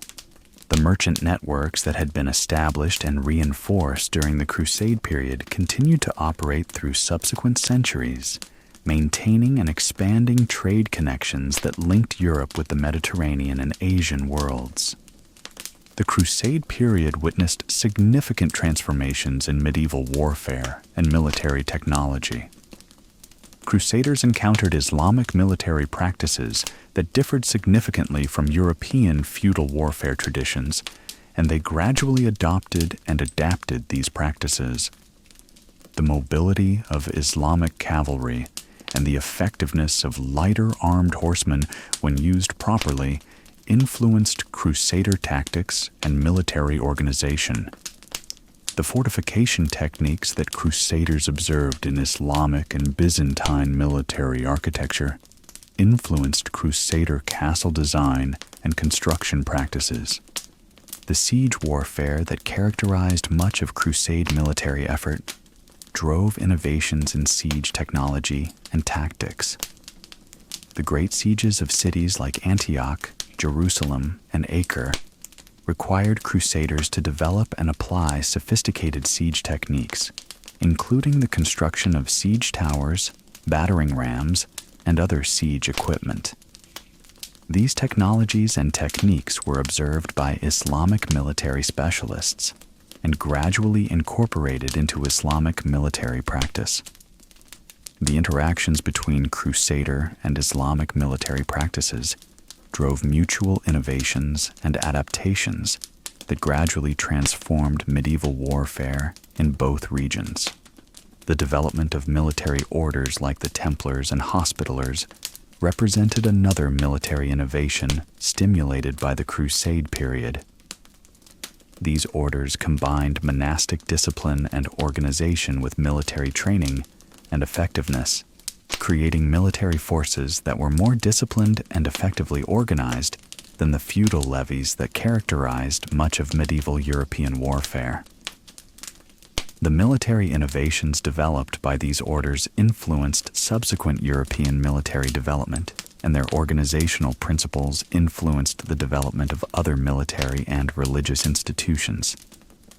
The Crusade period, viewed from a world historical perspective, represents one episode in a much longer history of religious conflict, cultural contact, and mutual influence between Christian and Islamic civilizations.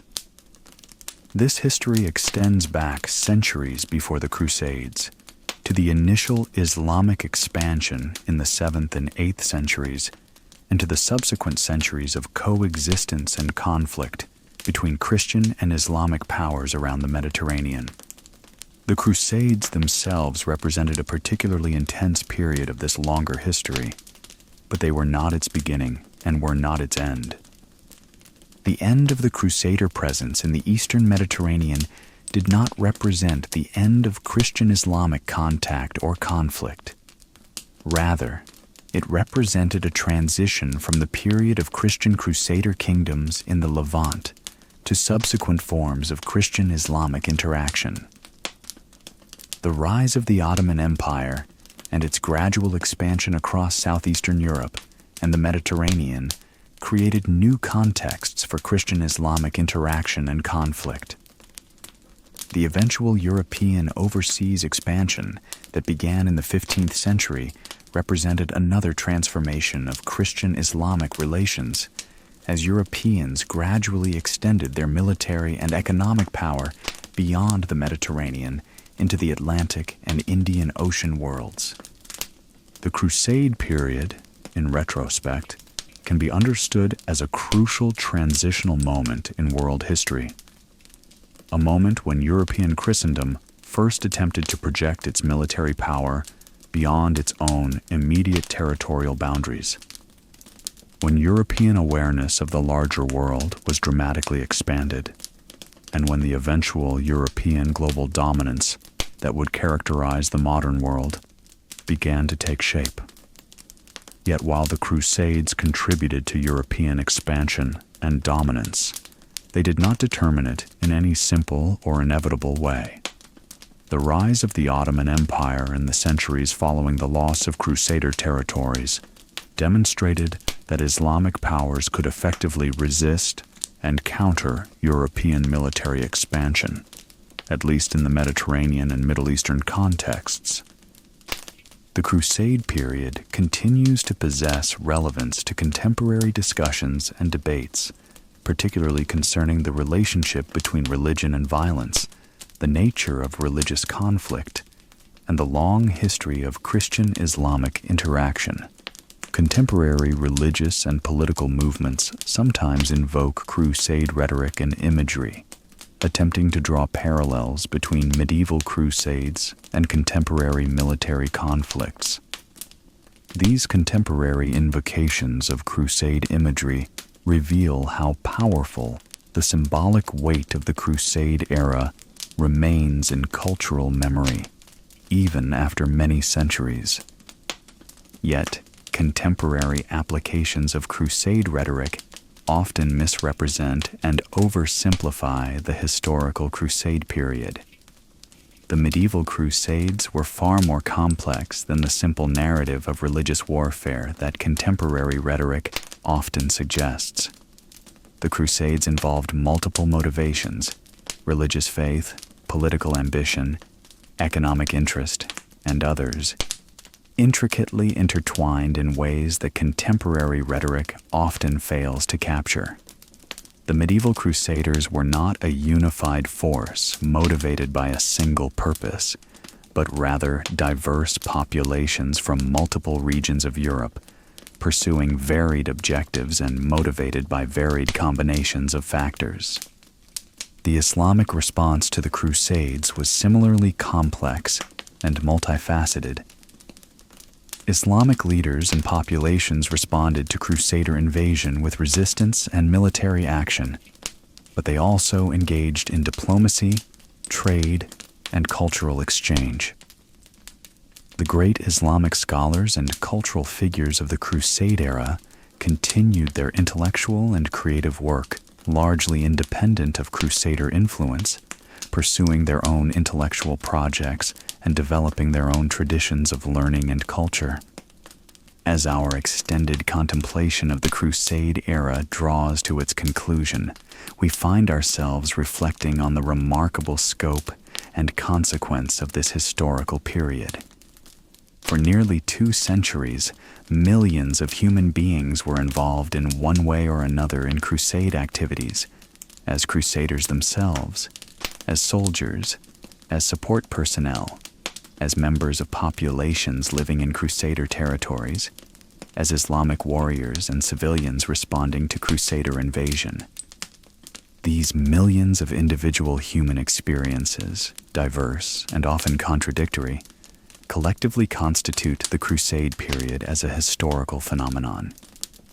The Crusade period reminds us that history is fundamentally about human beings, their choices, their motivations, their interactions with one another, and their gradual transformation of the societies and worlds in which they live. The Crusaders and the Islamic populations they encountered were not abstract historical forces, but rather real human beings with hopes and fears, ambitions and constraints, spiritual convictions, and worldly interests. Understanding the Crusade period requires acknowledging the humanity of all its participants, recognizing both their achievements and their limitations, both their noble aspirations and their devastating failures.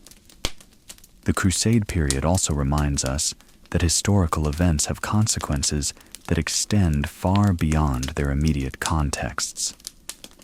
The Crusades themselves lasted for a limited period and ultimately failed to achieve their stated religious objective of permanently establishing Christian control over the Holy Land. Yet the Crusades influenced European development in ways that extended far beyond their immediate failure, shaping European institutions, European consciousness, and European relations with the non-European world in ways that persisted for centuries. This tension between the limited, immediate success of the Crusades and their extensive long-term consequences reflects a characteristic feature of historical causation: the ways that historical events generate consequences that outreach their immediate achievement. The Crusade period also reveals the eternal human quest for meaning, for purpose, for connection to something larger than individual life. The Crusaders, whatever their faults and whatever destructive consequences their actions generated, were motivated partly by genuine religious conviction, by a belief that their actions served purposes beyond their individual interests and concerns. This quest for meaning through religious conviction and religious action remains a fundamental dimension of human experience, and the Crusade period demonstrates both the nobility and the danger of this quest.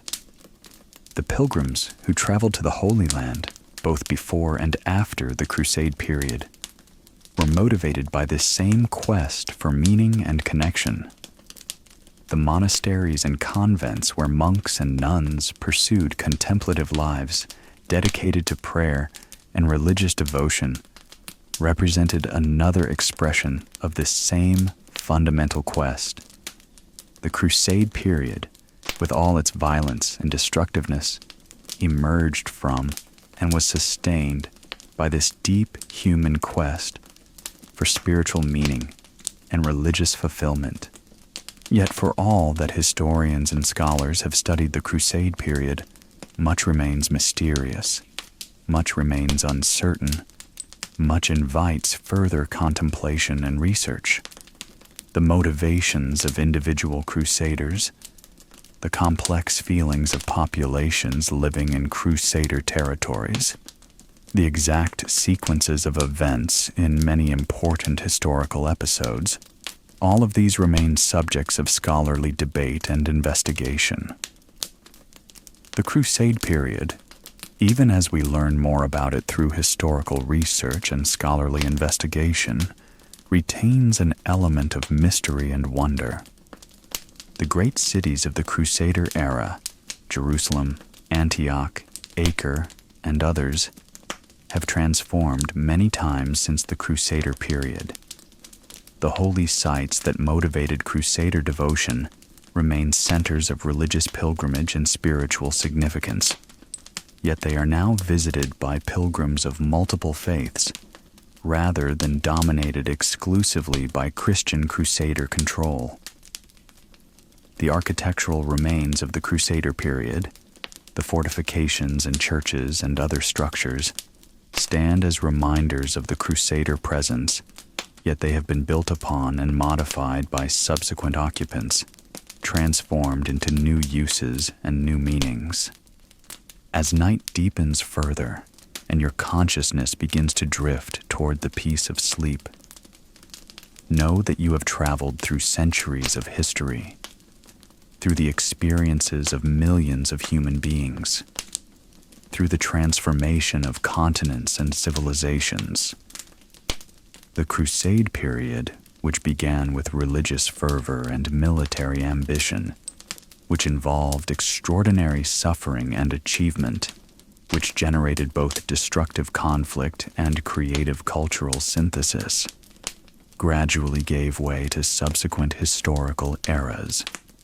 The Crusader states faded from history, yet their legacy persisted in countless forms, in the architectural remains that still stand, in the texts and narratives that preserve Crusader and Islamic perspectives, in the institutional developments that Crusades stimulated, in the consciousness and memory of the peoples whose ancestors lived through the Crusade era.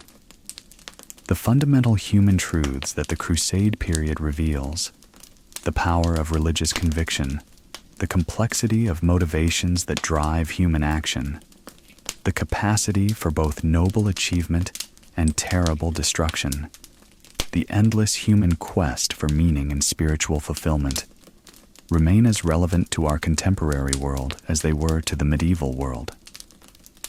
The Crusade period stands as a reminder that history teaches us not simple lessons, but rather complex truths about human nature and human society. Truths that invite contemplation and reflection as we consider our own place in the ongoing human story. The night deepens.